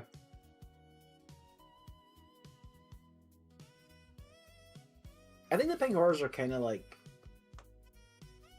they're not my favorite interpretations of those models. That would be the metal ones that came before them. Because those were just really cool. But, like, the plastic Pink Horrors are pretty decent, honestly. Yeah. I'm just saying that because, like, they're older now. What I specifically want is, like, more... I guess this is, like, more 40k demons. I want, like, cyber demons. You want, like, Doom-esque Basically. cyber demons for all the demons? Yeah, pretty much. Yeah. Genuinely. You know what? I think the Soul Grinder could use an update. Yeah?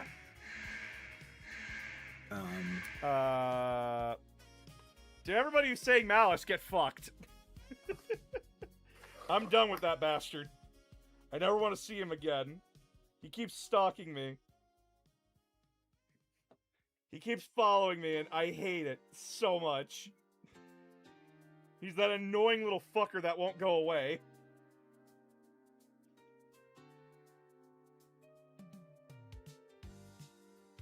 And I see people who are like, can you make a video about Malice? I already did! And then I had to go and invalidate it. I don't want to make another one. Fuck you. Ah, you know what you gotta do now. No, never.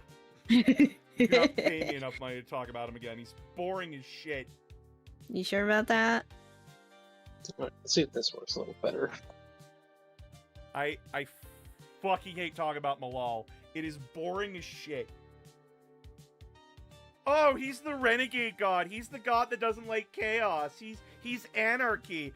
Get your Tumblr ass out. Get your fucking DeviantArt Tumblr OC out of here. Fucking hate him. Boring as shit. There's actually rules for that. There's rules for that in the second Realm of Chaos book. There are actually rules for coming up with your own Chaos God. I'm aware. I read the book.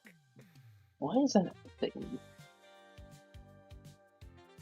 You think it'd be more like, hey, this is a potential way to express one of the major gods. But I guess they're also not necessarily tied down to the concept of the four yet. Well, sort of. I saw someone ask, would it be lore accurate to paint my Imperial Guardsmen as an inquisitorial force? Yes, it's fine. Yeah. You can do whatever you want. It's a big galaxy. And the Inquisition absolutely does that. Like, yeah, there are Inquisitors with like dedicated essentially guard regiments at their beck and call. Yeah, I want people to understand this. I really need people to understand this. Everything is true in 40k and nothing is true in 40k. Do what you want. It's a plastic toy soldier game. Your faction exists within the sandbox. They're just not talked about. Mm-hmm. Oh, you can dunk your fucking figures in glitter for all anyone cares. Like the thing. Yeah, your faction is like your faction is just over there. Yeah. Yeah. Listen, the Ultramarines get on the cereal box, and the Wardens of Ultramar get to eat dirt. That's it.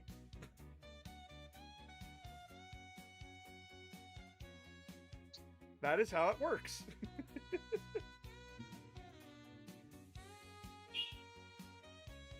I mean, I think Arbiter Ian's has got a really good video on this, on like how to create your own Space Marine chapter, and he ends up creating a chapter called the Space Monkeys. Yeah.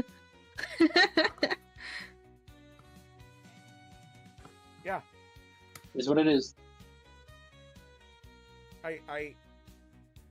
I know people are like, yeah, but I want my thing to feel like it's authentic to the universe. I'm like, but that's the thing. We had the Rainbow Warriors. We had The real thing. we have the Orcs as a playable faction. And their small little like sub factions within the main faction are, one group is really fast, one group is really rich, one group is really lucky. You don't need more than One group that. don't wear shoes, and one group are goths. I hate that I knew instantly it was snake bites.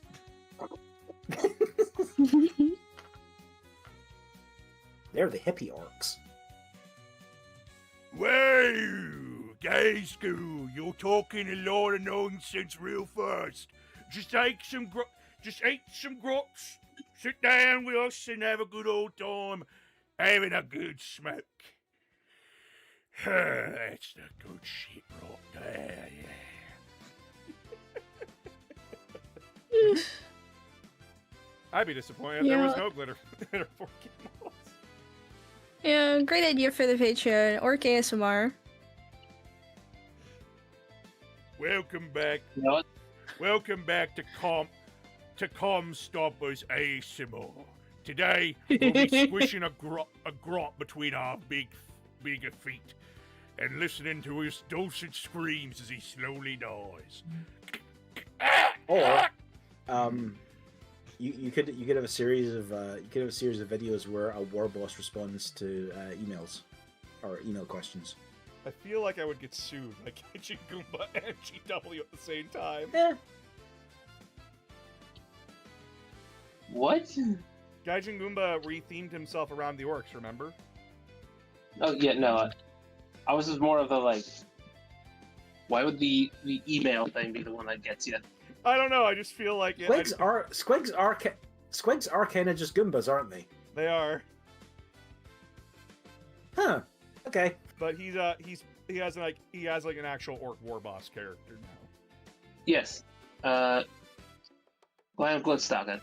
Yeah, he plays Bad Moons. He's got a really sick mechanized army. Oh yeah. There's some custom models that got made for him. Yeah, no, I saw his army and they look fucking sick. And And Gremlin May got to hang out with, like, Gremlin May and Froggy got to hang out with them, and I'm sitting here like, oh, I'm so proud of them, I'm so happy for them, but at the same time, my brain's just going like, damn it, I want to be a part of that. Fuck. You want to be there too? I want to be there too, but you know what? We celebrate our friends. They succeeded. They got to be with the cool people. Hell yeah. And I'm happy for them. They're awesome. They deserve it. They work so fucking hard. Mm-hmm. So every time I hear about model stuff, I feel my boxes staring at me. I'm staring at my Saturnine Terminators right now. I stopped looking On at the sprue. my Horus Heresy box. I stopped. I just feel shame and guilt every time. I have some Scarab Occult Terminators I gotta strip down because the paint job I wanted to do didn't work out. I found out the stupid way that if you use a darker red, then paint over it with a lighter red, it makes the red look better. And so now, my Thousand Suns are going to get slowly replaced. Starting with these flamethrowers, you know? Don't tell the rest of the army. God, I still have to get the mica powders to mix the paint to make the Scarab Cult Terminators look like iridescent beetles. No, it looks so I'm still angry at the guy. I'm still angry at the guy that I saw who did his Thousand Suns. Like all of the rubrics, other than the sorcerer, are just painted like ghosts. They're painted like ghosts from AOS. I originally wanted to do a color scheme where instead of the armor, the sorcerers put their brothers, they put their souls inside, they preserve the dust in urns, right? Mm-hmm. And then they put the soul inside a crystalline construct, and then all of my Thousand Suns were going to be like blue and like green crystals. Mm-hmm. And Cool. then I did the color scheme and I didn't like it, so I went against it. Oh, fair. Because I couldn't make it I gotta- crystalline enough, and I hate myself to this day for it. God, that It's a good reminds me. I idea. gotta do research. Your Thousand Suns already know, and they will just teleport your red paint halfway across the earth. Oof.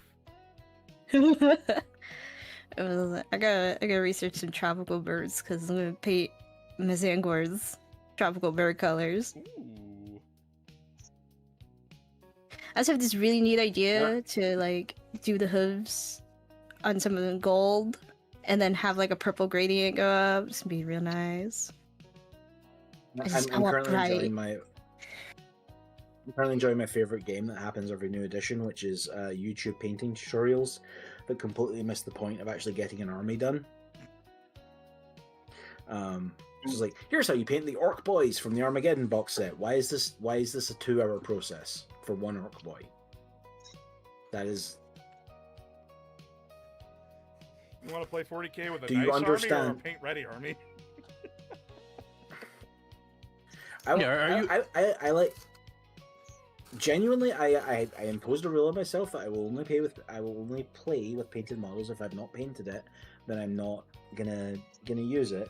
But that standard of painting is essentially table ready. Like it is.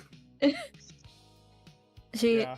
I'm too proud of myself to be like, oh, okay, I'm just gonna like, paint these all, and then that's it. I'm like, God damn it, no, I want these things to be fucking impressive. I would make these bright as hell. But that's just me. Are the Ghoul Stars really that Oh, I have horrible? Have you seen anyone come back from them? Society later. Well, That's no, good point. it's fictional. Wait, Joel, how much did you just send? 100 MX. Is that Mexican peso? Let me double check that. I don't know currencies. I'm sorry. I'm stupid. Give me a second. You hop over to the YouTube. Also, man, Yeah, it's don't talk peso. about our friend like that. Orc X ASMR, is a Robert short Gilliman peso. ASMR, or Kato Sakaris having an argument with Titus and Uriel Ventress ASMR. Well, welcome back to Ultracast, your wonderful cast on the current events of Ultramar and the events going on with the 500 Worlds Crusade. Today I have Captain of the Vitrix Guard, Kato Sicarius, with me, and Captain of the Second Company after years of absence, Captain Dimitri and Titus. Hi, I'm your host, Uriel Ventress. Kato, how do you feel about Captain Titus now being in command of the Second Company once again? I'm gonna say this for the record.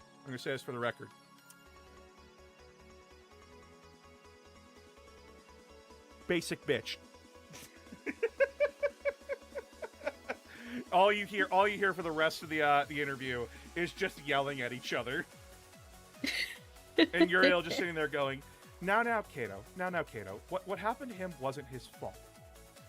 Oh, now Titus. I know that that Kato has been a right uppity asshole back in the day, but he's gotten way better since then. Visited therapy quite a lot.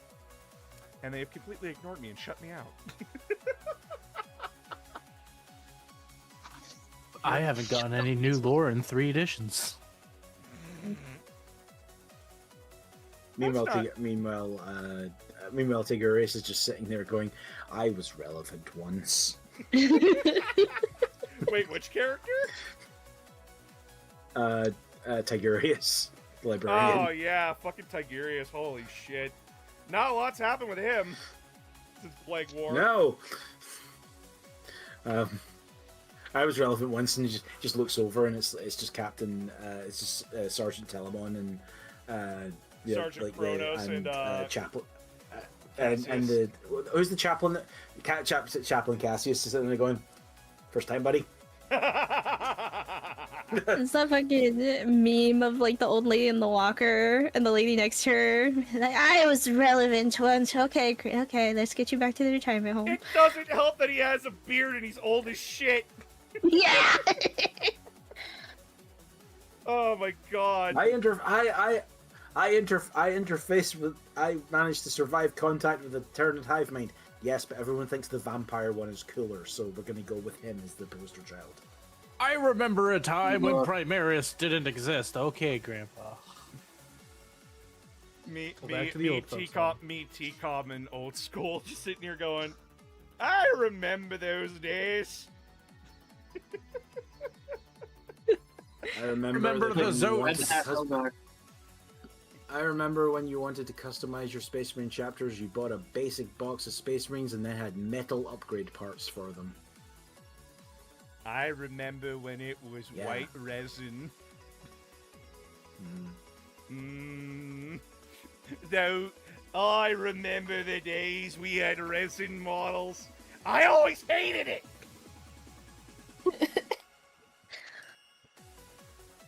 I was there when Finecast was introduced. I remember them telling us how much better it was going to be. Hide the half Eldar. No.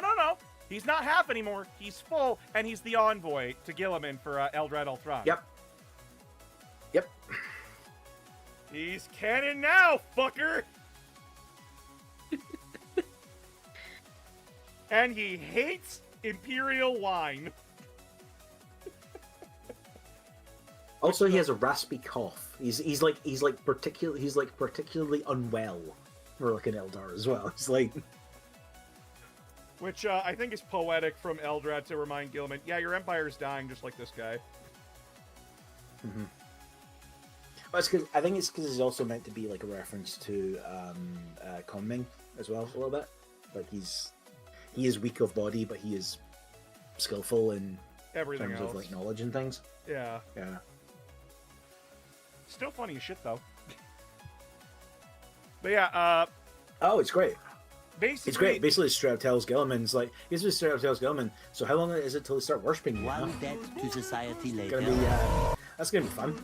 It's not even just that. It's a whole thing where like Felix is telling him, "Shut the fuck up, alien. I don't want to hear it from you." Why? Because you know I'm right? No, it's because you're fucking annoying. Mm-hmm. And all you do is bitch about the wine. And he's like, "You really don't understand what the fuck I do for your Primarch on a daily basis, huh?"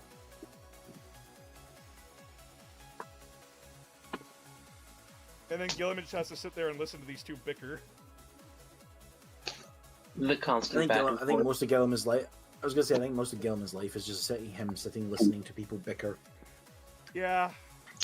And him just wanting really wanting to give into that urge to smash skulls, but at the same time knowing that if he does that, he then does all the work that he has already done. I wanted to have an argument where Gilliman was like, "Yeah, well, at least I did this," and then the other person leans in and says, "How's it feel that the only moment where you were actually cool was when you smashed that word bear's skull into the side of your own ship?" Also, how can you breathe in space? Well, there's an atmosphere around my ship that's not how physics work, dumbass. It's the equivalent of Dr. Gero from Dragon Ball Z, where it's like, wait, how did you do, like, holy shit, you're an android. How the fuck did you even do that? I took out my brain from my human body and put it in this robot. How? Wow, how did I do How that? did I do that?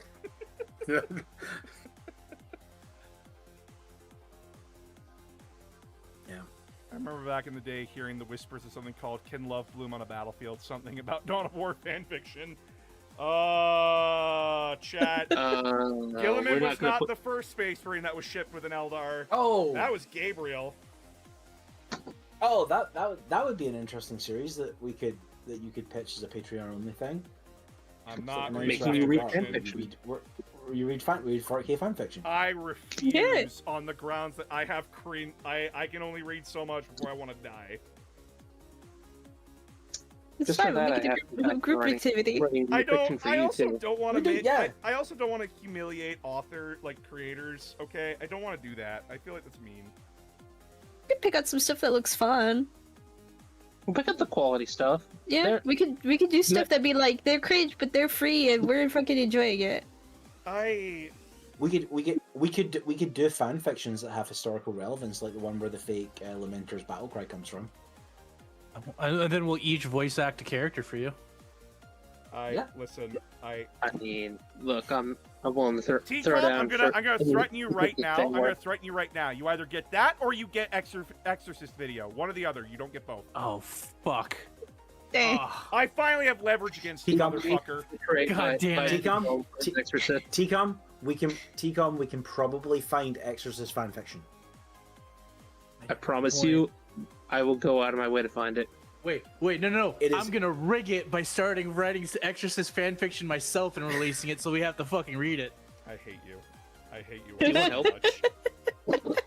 I hate you all so much. I thought I finally Yeah. fucking nailed him to the wall. Well, remember, Don't play I a also- player, fucking boss.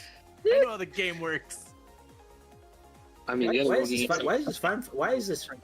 this fanfiction structured like a lore video? You son of a bitch! Why does the writing match my exact fucking cadence? Why does this feel more like an info drop than an actual you motherfucker?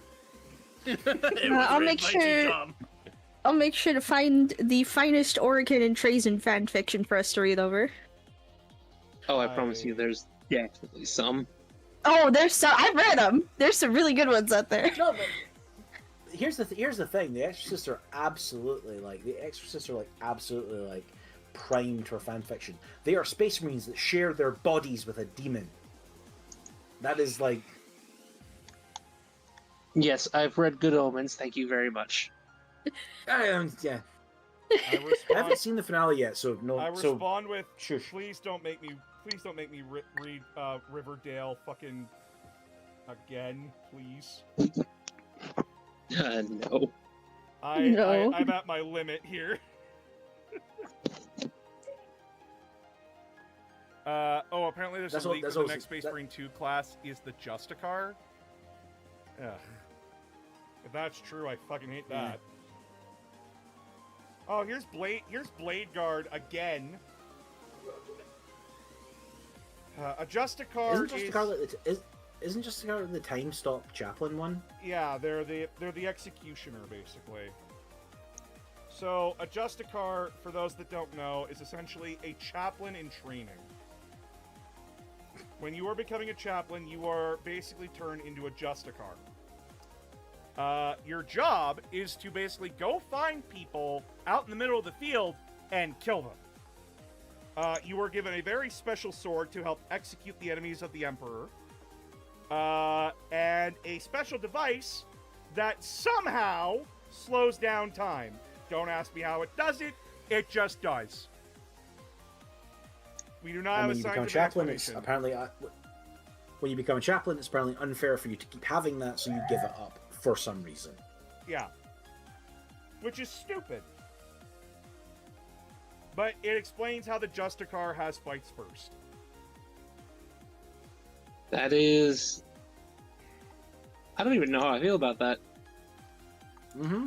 Yeah, so a Justicar is basically a baby chaplain, but in reality, it's just the new chapter champion model. I mean, to be fair, like, it's not bad in terms of, like, Space Marine 2 in that sense of, like, you want to put a chaplain into the game, but it's a low-level chaplain. In the same way as if you were playing as a librarian, you'd probably be a codicier rather than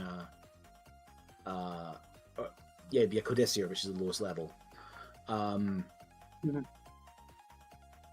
And plus, we'll probably get a build that is they'll have like weapon options, so like the big sword, and they might also have an option for the Crozius as well, which would be cool. Just twatting people with the Crozius Arcanum. Yeah, but I'd rather be lighting people on fire with lightning or being a medic. I mean, fair. They could be debuff, like you could build a chaplain in Space Marine 2 to be sort of debuffy though, because like the whole litanies of hate thing. That's fair. Like you can make them like a bit of a. The last thing I want is another like frontline bruiser. Which if this feels like then... this. Yeah, this feels like it could be. You could do it as like a support / debuff character, but with a like a melee focus. You know? Yeah.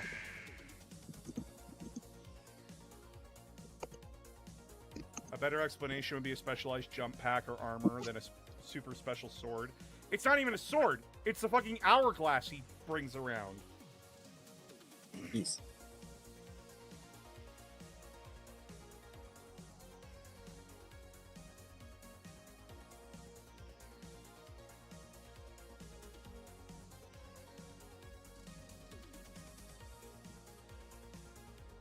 The sword is just a big-ass executioner power blade.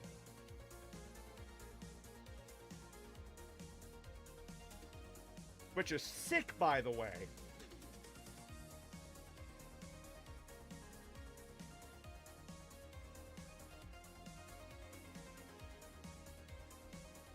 The annoying thing about chaplains is that they're kind of meh in game. They're really cool. I sit here going, they're not meh, they are terrifying in game. I fucking hate fighting chaplains. I know like they're one-trick ponies, but they're one-trick ponies that hit hard.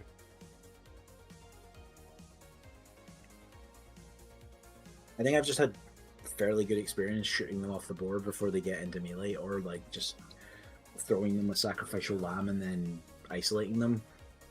Yeah, you'll see in my video why I came to fucking hate chaplains. Also, most are boring. Yeah. Like, in the lore.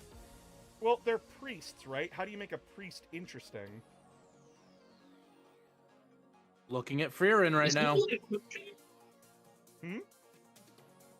Like, what do you mean? How do you... Of course a priest is interesting on the battlefield. Now, granted, normally the interesting part is the issue of, you know, actually serving in a non-combat role while being active on the battlefield. Which doesn't apply to 40k, sadly. Well, it does apply because that's what chaplains do. Like, they still take care of the Space Marines' mental health and their spiritual health off the battlefield. Their primary role. Space Marine 2 notwithstanding. Yeah. Yeah. Because that's basically just like, how'd you fuck up this time, asshole? No, I feel like that has more to do with just the situation they're in. And more than a little bit of just familiarity breeding a level of contempt. Well, also their past history. Still fucking funny. Ah, yes, he's here. This is the chaplain. He's here to make you feel better. Go fuck yourself. Oh, that's great. He's not here to. That's the thing, though. He's not here to make you feel better. He's here to fortify your hatred and all that kind of stuff. Like yes, people say they're there for like the spiritual needs of the Marines. Yes, like keep them in a like hate-filled, rage-fueled state. Yes. How does the No doubt, 40k only faction violence. praise redeem work? Asking for future reference. You pick a faction or a sub-faction in 40k, and I have to say something nice about them, even if I hate that fucking faction. For example, He's the only way to make it. 40k faction praise, Blood Angels. I now have to say something nice about the Blood Angels. And I have Darn, to you beat me mean to it. it. And my praise has to be legitimate. It can't just be like, oh, well, the power armor's cool. Everybody's got power armor, you dumb fuck. Exorcist for me. All right. I think the Exorcist as a chapter is a really interesting idea where they do possess their initiative. It's actually a really cool and original idea. And it helps expand upon the psychic blanks.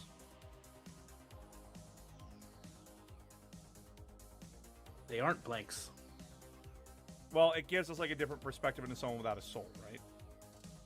It depends on your interpretation of the lore, if they have a soul or not. I like to think GW that- hasn't really given us an answer on that. I personally like to think that like the demon ate their soul at some point, but like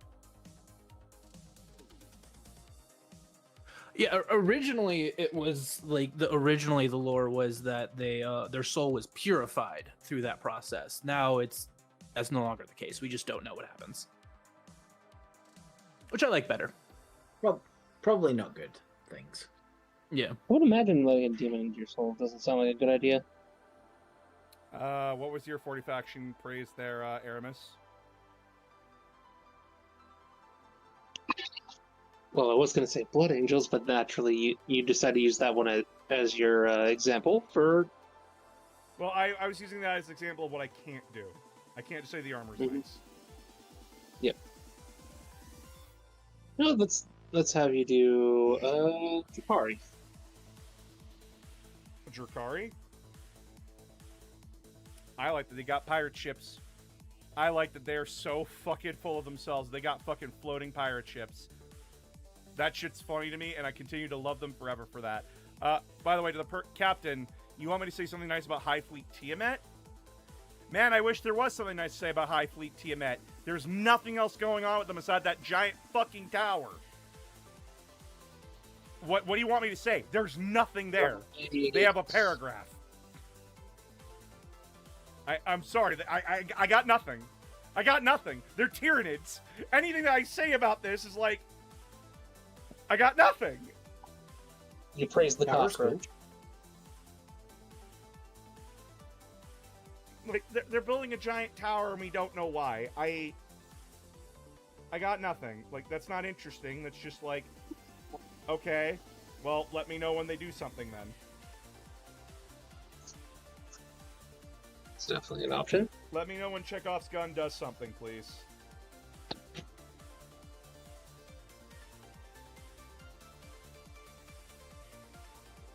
I knew it. It was a challenge and you passed.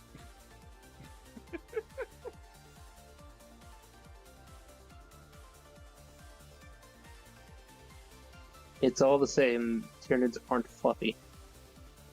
I'm currently trying to think of the most. I'm trying to kind of think of the most obscure one I can use. It's also technically a for because I was gonna do an AOS one and then it actually specifically says 40k faction. Yeah, no, I got. So it has to be something in the I got Phoenix just at, like I was making those point redeems, and Phoenix is like, "You said Warhammer faction, right? Yeah. What if someone asks you about a fantasy faction or AOS faction you know nothing about?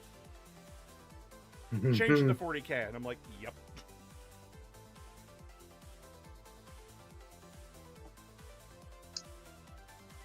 Also, I'm going to demand that you do some hand stretches. Well, the good news is I just finished. The flamethrower rubrics are done. Perfect time for a stretch. Oh, you want me to say something nice about the Iron Warriors?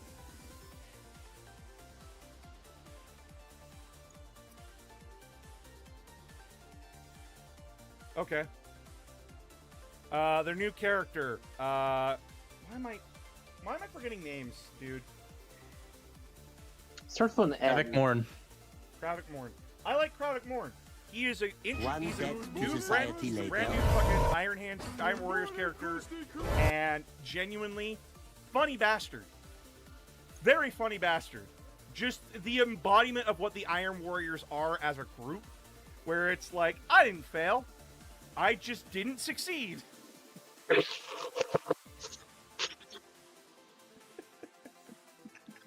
And I love that they're playing that straight. That is very fucking funny to me.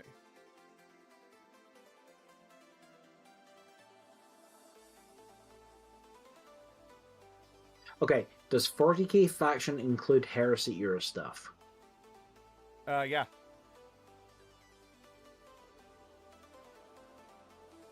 How cool would a dual chainsaw staff be in Warhammer like Scourge from Gears of War 2? We already have the chain halberd, so...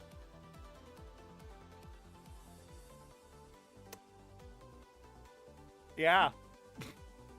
The Lord Discordant uses it.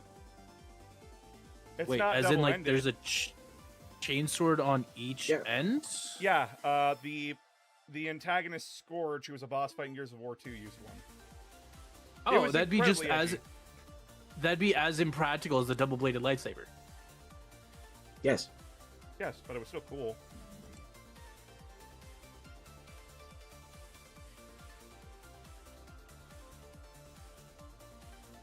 Also, did you really just hit me with no cursing? Jerk. It doesn't apply to me. Go fuck yourself. I know it doesn't apply to you. Okay. Okay, I have a faction praise one for you. Alright. The Maccabean Janissaries.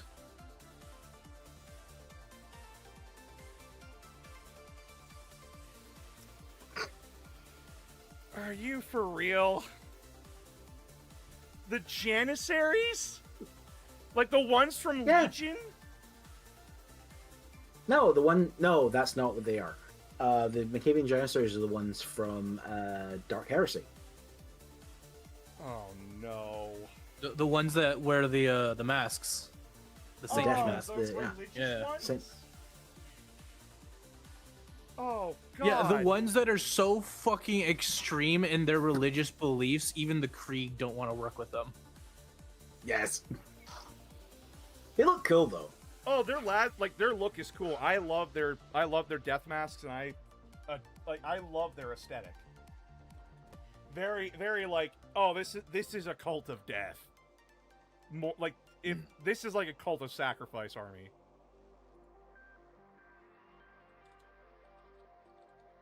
I'll show you what I mean, chat. These guys appeared in Dark Heresy. They have appeared nowhere else. They've been mentioned in some 40k in like some guard codexes and stuff, and I think there was I think there was a drawing of one of them in one of the recent guard codexes. Like you got like they reused the artwork from Dark Heresy. These are the guys that will, if your regiment's fighting right beside them, hope you never interact once, or else you're the enemy. If they ask you about your religious beliefs, you just stare them dead in the eye and say, "I believe in the Emperor," and then you walk away. You don't go into detail. You don't argue with them. You just say you follow the Emperor, and you go from there. But no, these guys look sick. They are a sick group. They look great. But they are the embodiment of what if the Imperial Guard was worse than Sisters of Battle? They're that Christian person that really wants to know what your search history is. That man is one-handing a grenade launcher. Oh yeah, he was one-handing it like a, oh my god. Something that No. It's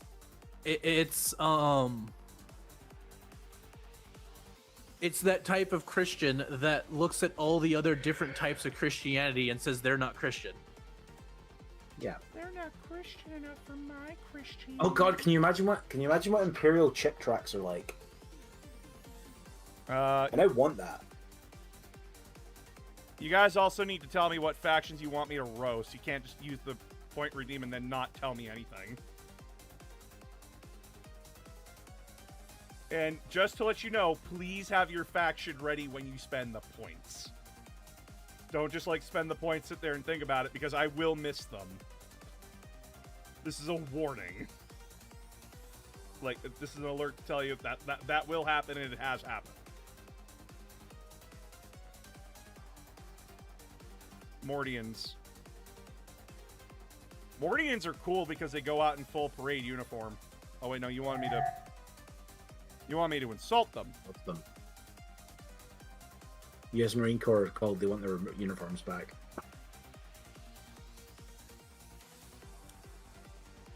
Man, it's a damn shame that you can't take a piss without orders.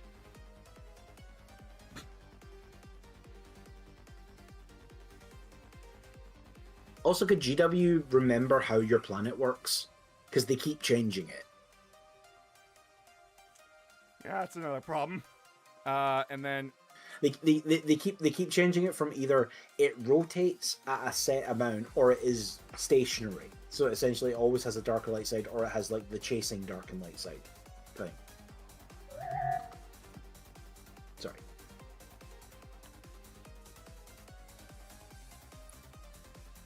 Decilium slum rats.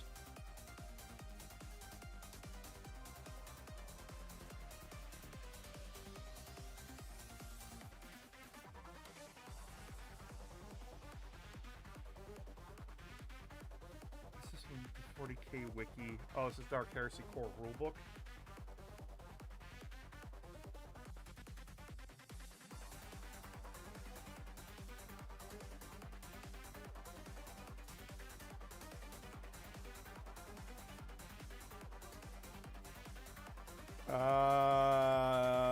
I know nothing about this group, so I can't praise them nor insult them.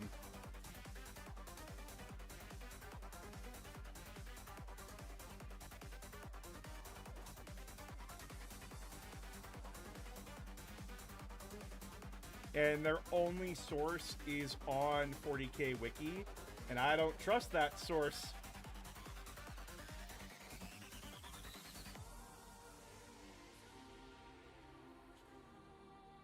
I checked my list of obscure factions. Yeah, but this is...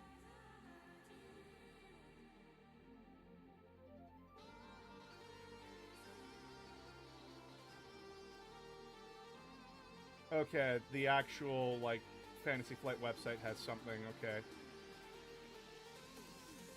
I meant to say Roast the Krieg. Roast the Krieg, where do you want me to start? The fact that all they did was steal the Steel Legion's gimmick and look? Or the fact that their entire backstory is the same as Talon's, but less cool because it was a civil war? Krieg is nothing but stolen ideas from other cooler regiments.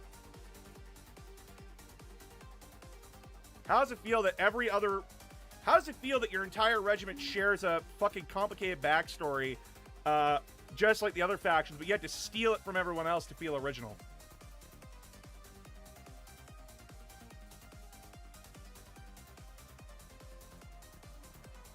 I'm feeling a lot of hate Also here. annoyingly, I was gonna say, also annoyingly, they replaced the actually cool Imperial Armor Guard Regiment, which was the Elysian Drop Troops, who were sweet and actually kind of interesting and different. And the Harkoni Warhawks. They're mostly the same. The same thing. Yeah, they kind of the same thing. Oath system, oath determines social ranking, servitude and status for every member of the city, from the youngest child in the slums to Lady Decilium herself. Because the oaths are such an enormous part of life in Hive Decilium, we worked very hard to incorporate this into the NPC and adversaries the Acolyte may face in Decilium. This was for a single one-shot campaign where you're fighting in a hive city. Yeah. Also, I redeemed one. Nothing here outside of that. Enjoy having something to roast about the Wood Warriors of Tingar.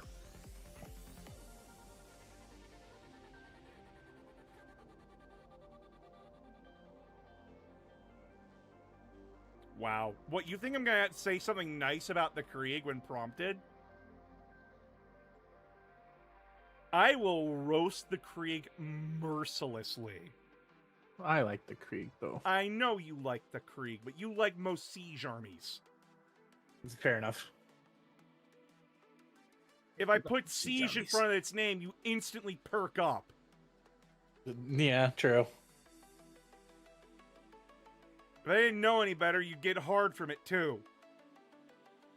No. Quite to that extent. They aren't half-naked in anime girls. Oh, that reminds me, they recently said Armageddon Orc Killers fell to chaos. That bums me out. I love those guys. Some of them did, not all of them. It depended on who was where when what happened. Some did. Yeah, a bunch of them are teamed up with a bunch of them are currently teamed up with the Salamanders, burning things. Yeah. The Armageddon Orc Hunters is an ad hoc group of multiple different regiments that have jungle fighting skills and are very good at hunting down orcs. Some of them fell to the worship of Khorne because, guess what? The Imperium sucks at cleanup. And some of them found Khorne shrines and Khorne artifacts. And they got... And, again, Chaos corrupted them because it was very easy for Chaos to offer them salvation or power. Trust me, like, not all of them joined Angron on his Armageddon 2 Electric Boogaloo tour. Roast the Chaos God Nurgle. I would, but that would imply that the fire would stay live enough.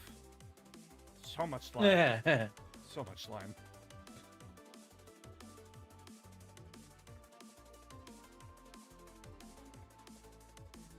Katacham wants their Rambo cosplay back. Oof.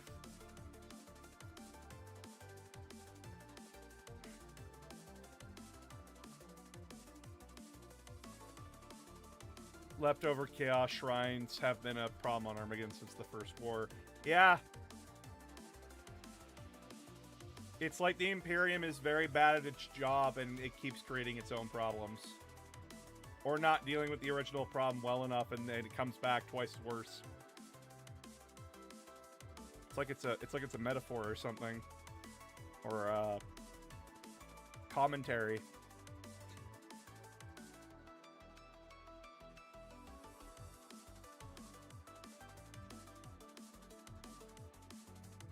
Oh, you want me to praise the HRUD?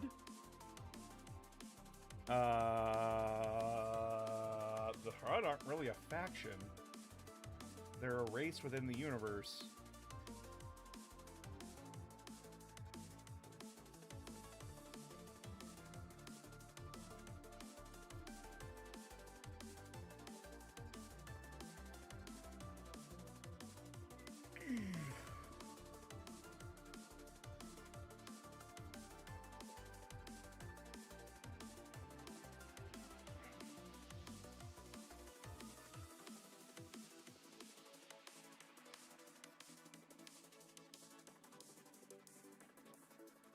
They exist. We don't, like, there's like a whole page on them, but we can't even agree what's real and what's not. Good job, you confused the easily confused. I'm proud of you.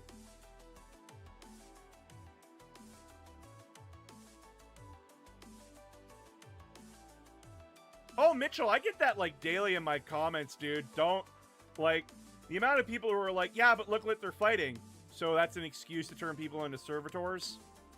That's an excuse? Oh, look at what I'm fighting. Now I have to lobotomize this person that talked back to me. Not even countermanding my order, just saying, are you fucking stupid? Don't charge that when we have the advantage. Didn't the HRUD fight Perturabo? Yes, they fought the Iron Warriors. And they suffered a lot. They suffered a lot for it.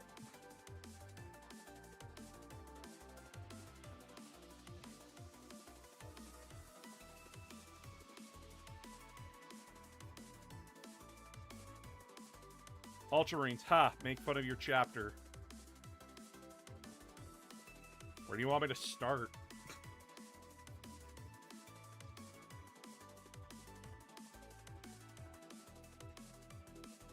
No, genuinely, like, what hasn't been said about them? Do you want me to go the easy route or the hard route? Do you want me to, like, go hard on them? Like... Alright.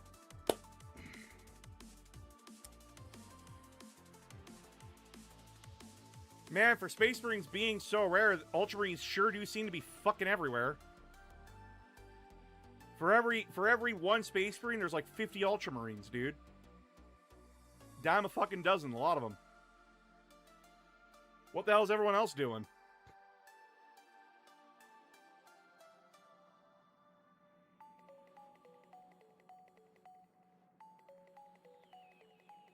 Harder out, balls to the wall. One debt to society later. Good morning, Krusty Krab. One negative to the salamanders and how to fix in your opinion. Also, what is the most badass thing the salamanders have done? Also, love your work. A negative on the salamanders?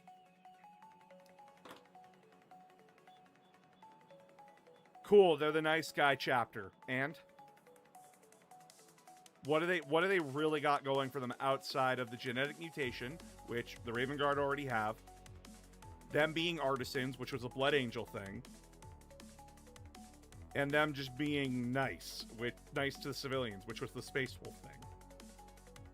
The Salamanders, again, are like the Kree, where they embody the aspects of 3 different other legions that already do what they do. They're just the flamethrower guys at the end of the day. Which is very... It's very, like... Tone deaf is the one I want to use, but that's the point. The nice guys are the ones that do the war crimes. That's the joke.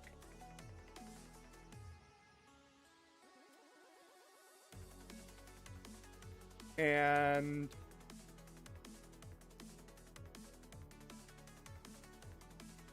how do you fix that? How do you go about fixing that?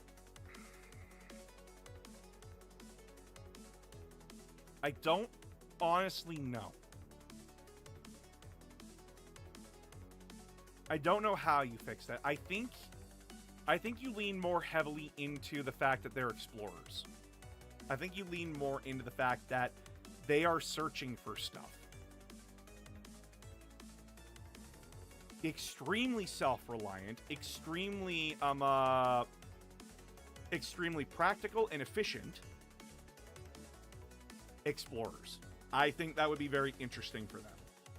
Because their whole shtick, their whole gimmick is to find the relics of Vulcan, which is, yes, I know it's supposed to be Histan's thing. But I think that's a good idea to start leaning more into that. That their chapter refocuses themselves on exploring. Or, you know, another way you can take that is if you really want them to be the quote-unquote nice guys of the setting, have them actually be that. Have them, you know, after a battle, after a crusade, stick around on the planet, help them rebuild. Lean into that. Yeah, they'll protect a civilian convoy, but after that, they're gone.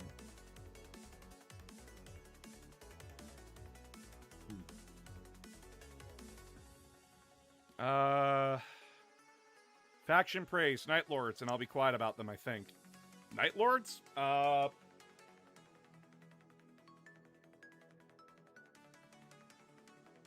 they got a sick as hell color scheme.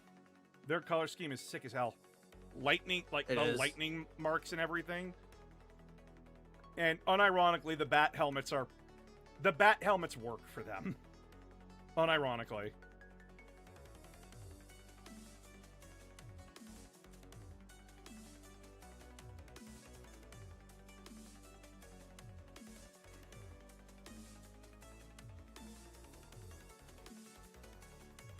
So not only have you become my favorite Warhammer content creator, I've had several people I shared your channel with tell me you're now their favorite. I'm their favorite? Aww. Oh, there's gotta be, like, there's better than me, dude. There's, like, Gremlin May, there's Froggy, there's Bricky. There's, like, tons of people who are, like, way better than me. Accept the praise, goddammit. No, never. I never accept praise. You know what? I'm gonna keep telling you every fucking time one of my friends who has no idea that I know you show me your channel, be like, oh, this guy is so cool.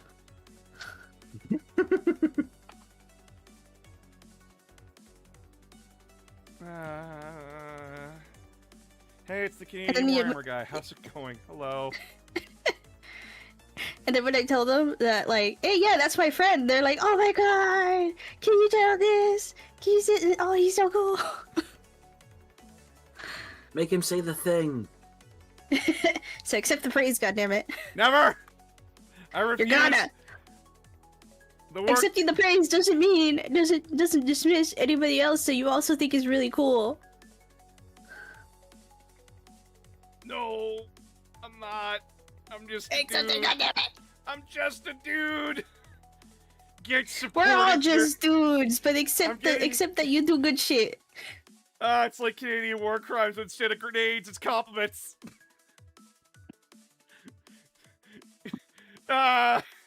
It's grenade shaped but compliment flavored.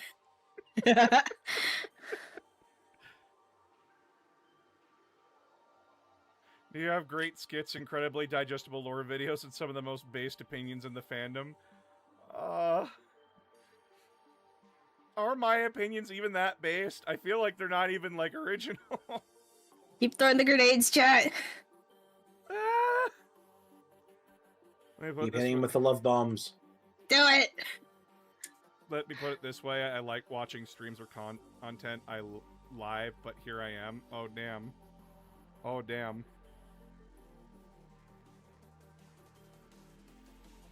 You're the dude, my dude. I don't like getting a big head. I'm sorry. I appreciate the compliments. I appreciate the praise. I am someone who's very self-conscious about getting an ego. Like, I will talk someone down when they're being an asshole, but, like, I am also someone who is incredibly just, like, I just do the work. I just do the work. I'm happy if you enjoy it. I'm very happy if you enjoy it. It makes me, like, I'm happy that, like, if you learn something. And that, like, I explained it well. But you also put yourself down still, and that's not because like everyone is cooler than me, dude. It doesn't matter. It doesn't matter. Putting yourself down is not what you do to prevent yourself from having a big head. It is a conscious effort to not have a big head, and yes, you were doing it well, other than putting yourself down.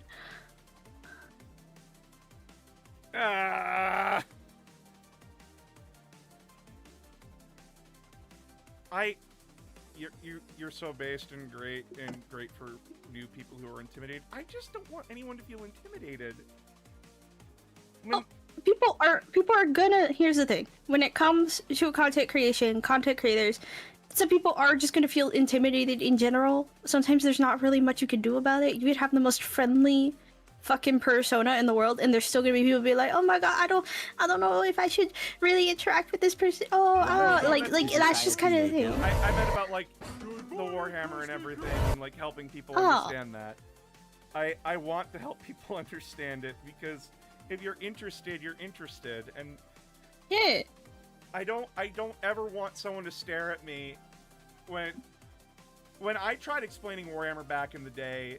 It was in one ear, out the other, because I dropped like 50 nouns and verbs and adjectives that people just didn't understand, and then I never understood why they didn't understand, and then I had someone explain something to me that I didn't understand. I'm like, oh, that's how it feels.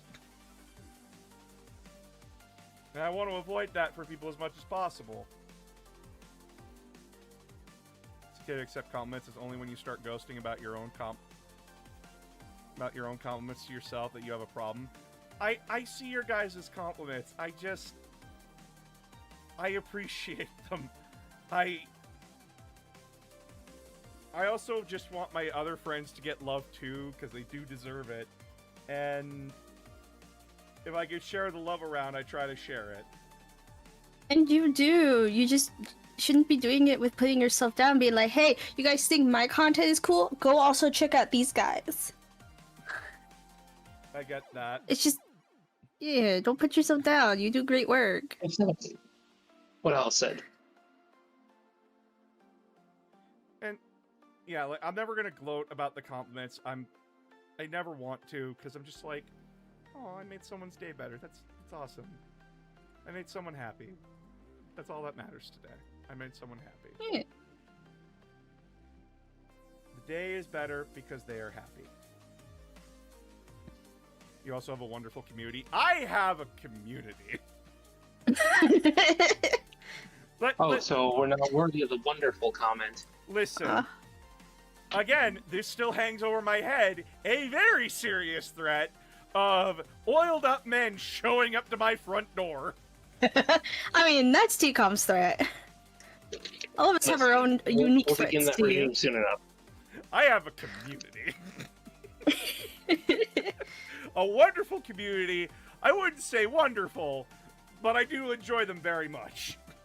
I'll fucking do it too. One We're could say I love my very, community. One could say I love my community. Because they are just the right amount of chaos that I need in my life. We all have our own flavors of fun.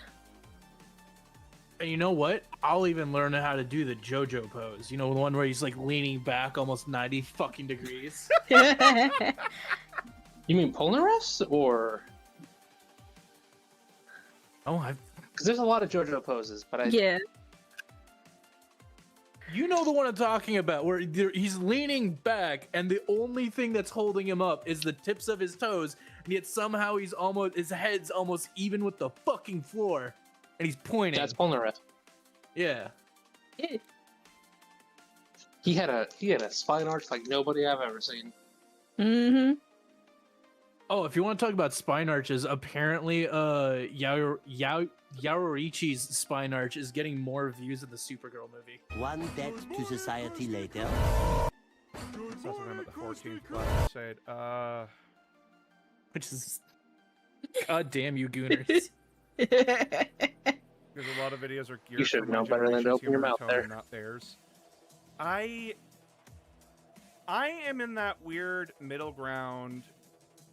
Oh, sorry. So the 14th Black Crusade is oiled up men at your door.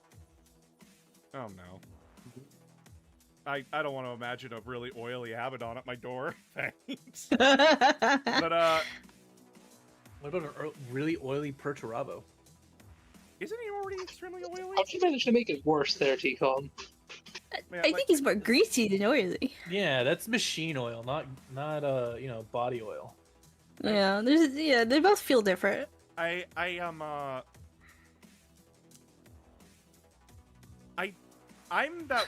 So for those that don't know, I was born in '98. I am that weird Gen Zer. I'm like a part of Gen Z where I grew up with a lot of stuff millennials had, so I can relate to millennials, but I also understand Gen Z. I was that weird kid I'm that weird person that understands dialing a 1-800 number to download a phone, like a phone ringtone. I remember when BlackBerry... There's a reason so many of us are older than it. Do you remember I was gonna say, do you remember the websites of the codes that you had to put into your phone to generate the ringtones? Yes. Ah, yeah. I remember Blockbuster and Movie Gallery. Movie Gallery, for those that don't know, was Canadian Blockbuster. I miss my local remember- video store. I remember spending hours on MySpace making sure your front page looked amazing. Mm-hmm. I remember when Facebook had games. I was on GeoCities. We are dating ourselves digitally like this. I was a forum girly. I was also forum boy. I will admit that. I want forums to come back. Genuinely. Me too. I miss forums.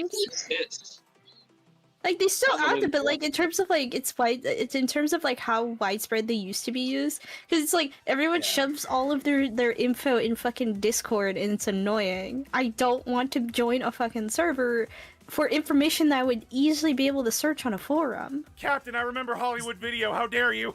So I was so disappointed.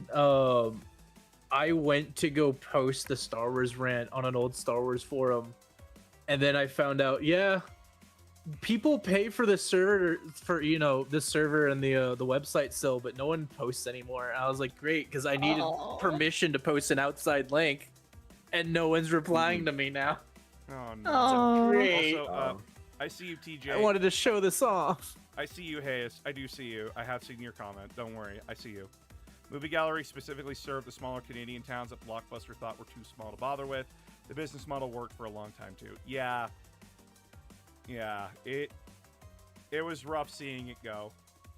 It was rough seeing it go. Movie galleries where, like, I rented tons of video games and such. That's where, like, me and my brother found our love for, like, Star Wars Battlefront, Need for Speed Most Wanted for the GameCube. Don't worry about it, Hayes. You're good. What else? It's where I learned that some Star Wars games weren't great. It's also the place where I watched that horrible Underworld movie. The prequel. I remember. Oh, the one where they fight the Dark Elves. Yes.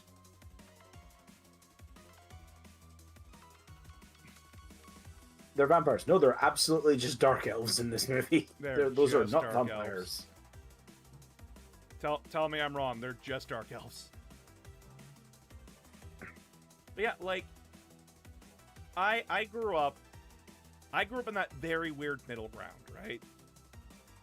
Too young to be a millennial, but too old to be Gen Z. Zennial. So what you're saying is you have the knowledge to speak to millennials, but you also have the riz to understand what's cap. Exactly. oh god!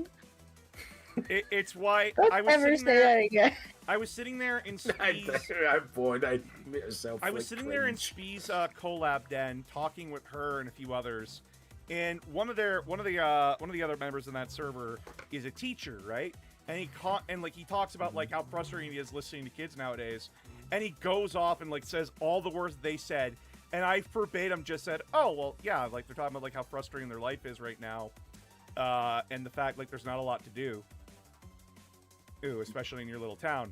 And he's just like, how the fuck did you understand anything that I said? And I'm like, I hate that you basically spoke perfect English to me. Also, I do find it funny as someone who is like born at like what is considered the last year of millennial in '96. I do find it very funny about a lot of adults around my age or a bit older who are around during like the Tumblr era as teenagers go on about fucking like teenagers and kids today, and I'm just like, we were just as fucking annoying. Yeah, it's a thing which each generation is like the generation that comes after them is more annoying than the last. And it's like, yeah, it's like kids are gonna be fucking cringe. Like, it's like we were cringe. I'm still new to the hobby, and I'm gonna play a Combat Patrol tournament. Any tips playing Marines? Your Marines are incredibly tanky, but they're tanky. They hit hard, but there are things that are tankier than you and hit harder than you do. Pick and choose your fights when playing Marines, especially with the current Combat Patrol 4 Marines, because it depends on like which one you're playing. If you're playing Dark Angels, you have an incredibly well-versed and rounded Combat Patrol. Your captain is fine on his own in that Gravis armor. Just march him up the field and watch him go ham. If you're playing the White Scars, you just want to rush your opponent down as fast as possible. If you're playing Iron Hands, I'm so sorry for your loss. Those servo strike The turrets new are not Marine doing one's you a actually favor. genuinely the new Marine one's actually pretty good.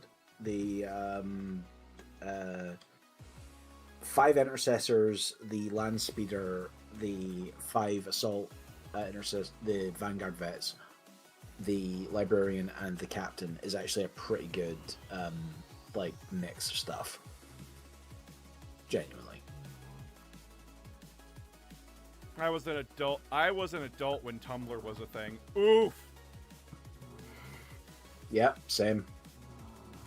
I was in college during the rise of the internet. Dude, I remember day one YouTube.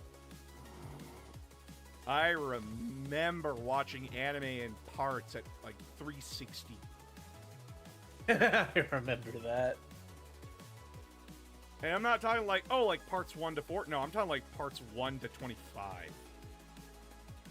We talked about this before, like on another thing. I was on Newgrounds. Oh God, Newgrounds. Speaking of the Imperial Fist player, Yep. like how me and Fuck one of your it. mods have beef because he's an Iron Warrior. I have beef with Newgrounds. Emma, I'm gonna help you out here. I'm gonna share something with you all. I too was once cringe. Fear not. Was? Fuck you. I too was young and cringe. One could say still am, but in a different direction. I had a fanfiction phase. You'll never be able to ever again. They've been long since deleted. They're gone now. There is no recovery from this. But The website that the fanfiction I wrote it doesn't exist anymore, so that's fine. despite what they say, the internet truly is not forever. Not everything is saved, and thank God. But I deleted my DeviantArt account. So, chat, I wrote 40k fanfiction, but not just any 40k fanfiction, chat. This was Announcer in his junior high years. This is grade 7 to 9. Ooh. So ripe age to be cringe as fuck. Prime self-insert. It Fucking wasn't- material age. It wasn't just 40k fanfiction. It was 40k crossover fanfiction. Yes. With what? I'm gonna let you take a guess. From Alchemist? Yes. And? Nice. Mega Man? Nope. Mega Man was nowhere to be found I think anywhere Mega near Man there. Oh, that's I right. think Mega Man crossover would be interesting. Oh, it would be. I would love a 40k Mega Man X crossover. But, I was at that point in my life where I thought Mega Man was too childish. Aren't I a fucking idiot? Realizing everything now with all the robot genocide. So Halo then? Nope. Mhm. 40k crossover with Full Metal Alchemist, Clamps Tsubasa Chronicles, and My Little Pony. Yeah, fair enough. Yeah, I was gonna say, I'm not as surprised with the My Little Pony, considering they just... Yeah. And I mean, there's you're the like- blast you're like- pistol to you're the I mean, head. fuck. You're like, Far out of the question, it No, was a you're- big thing, so, like, I'm not surprised. I was gonna say you're. I mean, like that's peak, pretty tame like, for a You're crossover. like Yeah. you're like peak Brony. You're like peak Brony age at that point. So Exactly. Like, yeah, that's fine. Yeah. That's the least surprising one. I had... This is also something really cute that my mom did, and I love that she did it, but at the same time, I still kind of cringe at it today. My mom had a friend who made cakes. For my 16th Okay. birthday, my mom had her friend make me a Rainbow Dash cake with Aww. Skittles on it. And I cringe at it a little bit. But at the same time, my mom went out of her way to do something so nice for me. I can't hate it. I look at it and it makes me smile every time I see that Yeah, picture of me that's holding it. cute. Like here's the thing. Like, and I'm not. I think we have enough distance from it now to say this. The show itself was absolutely fine. Was like perfectly good. It was actually like a good show. The Brony fandom was a piece of shit, but that was like an entire separate thing. Yeah. Yeah. Yeah. I fell out of it when I got into high school. And the only time I rechecked back in was when someone said, oh yeah, there's like a Dragon Ball Z-esque fight in one of the episodes. I'm like, you're fucking kidding me. And I go and look it up and I'm like, what the hell happened here? You know what? That reminds me. I gotta finish updating my old Pony Sona. But yeah, Oh, so fuck. yeah, What like the fuck did that I came out come in back to? That came out. That came out in 2010. That means I was in college at the time, and I remember watching the show. I actually, so the funniest thing is that Okay. me, my brother, and our friend, my roommate, we got introduced to it thanks to Death Battle when it was Starscream versus Rainbow Dash. And we laughed so hard because my roommate texted his dad saying, Dad, can I have a Pegasus? And he's like, what happened to the unicorn that we got you? His response, it died in the closet. Are you talking about ponies now? Yes. Oh, I found it. I found the sketch. I'm more just saying, Oh, like, yeah. guys, every content creator has had their cringe phase, right? Some are still cringy today. Some live with it freely. Others try to hide it as best they can. I am someone that's not ashamed of my past, but I am someone that is just like, I look at it and go, I would have sat down with my younger self and go, you need to stop.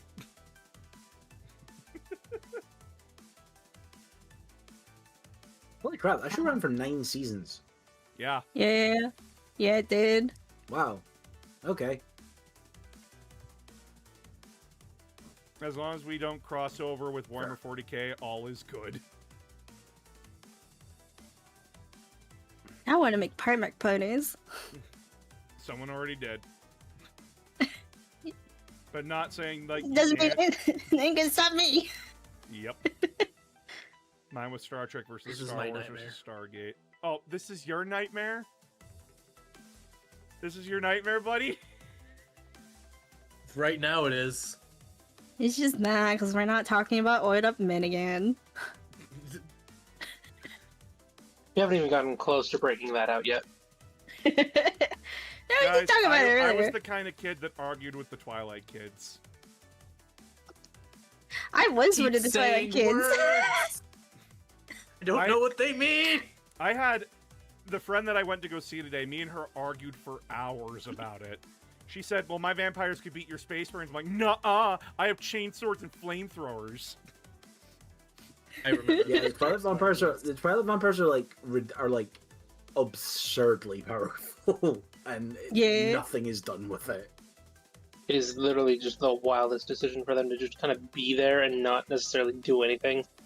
I know. Yeah, Come on, it's they like aren't even. it's like a They aren't weird even- version of like vampire tropes as well, because like they actually make a point that like the younger they are, the more powerful they are, which is usually the opposite in vampire lore. It's- Yeah. Interesting.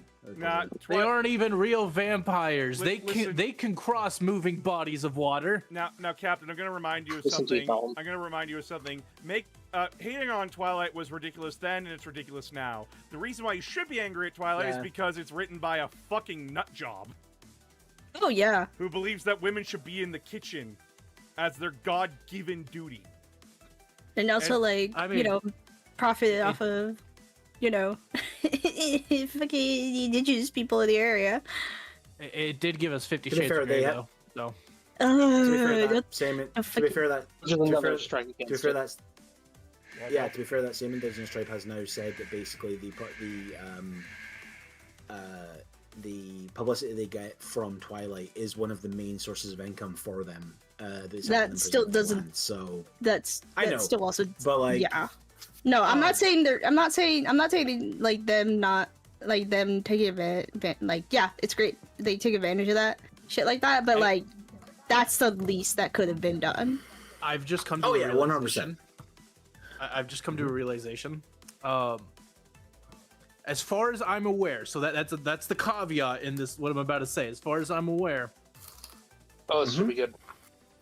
Not a single one of the werewolves in the Twilight series was white. Yeah, because the author's also a known racist. Yeah. Oh, so you fucking and all the vampires are white. You fucking give me a visceral reaction at the mention of fucking 7 Shades of fucking gray. I mean, you know what was the wildest part? The wildest part in terms of like my experience with it? I was a teenager in summer school. The summer school teacher fucking recommended it to a class of teenagers.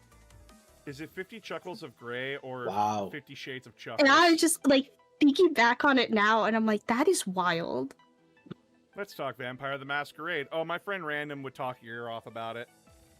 Yes, I would too. I can talk your ear off about it.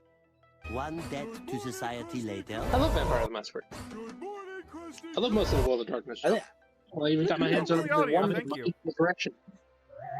The one part about 50 Shades that I find genuinely fascinating is the fact that, like, it's very different from a lot of those kind of novels because the author's insert character isn't the protagonist, it's Christian, essentially. Because when you find out about E.L. James, wow, she's a lot. Oh, wait, Aramis. Camarilla or Sabat? Ooh. Neither, man. I'm an anarch. Fair. Respect that. I'm too busy talking to the TV. Now, granted, I also identify with being both Tremere and Salubri, so inherently I'm not liked by either group. What are your thoughts on I feel like you'd be more Dreadanon? of the Bruja. No. People always get that weird misconceptions about me. I've done Malkavian, Ventru, and La Sombra, and depending on what time period we were playing in, that depended on whether I was Sabat or a Camarilla. True, I did see some from the medieval Dark Ages era. I've never seen this guy before in my life.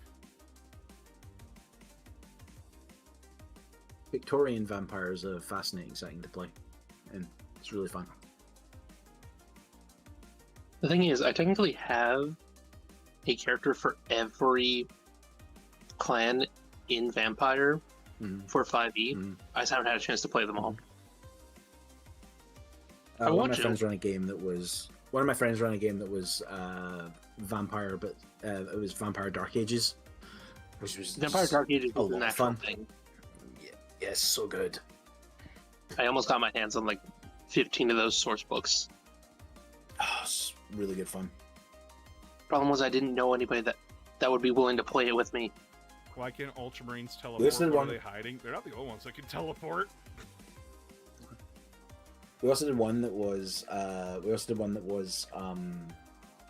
Viking Cthulhu, basically. Ooh, that's fun. We are. Yeah, it's like. Sorry. We're gonna go right into somebody now because I'm starving. Dinner time for boss. YouTube, if you're on YouTube, please go please go right into Stimpack. This is my first time reading her actually. She was somebody that did a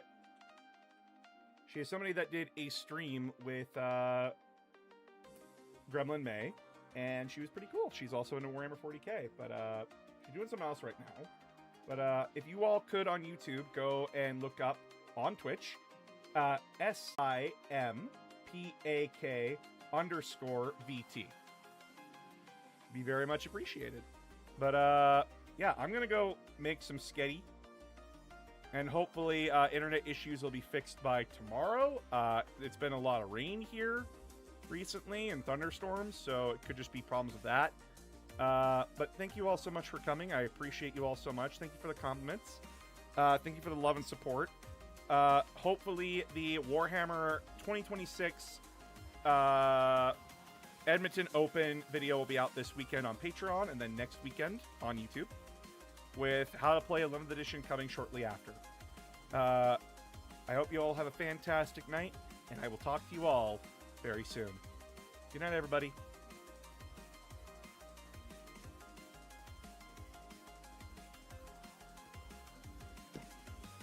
Oh, she just end her fucking stream.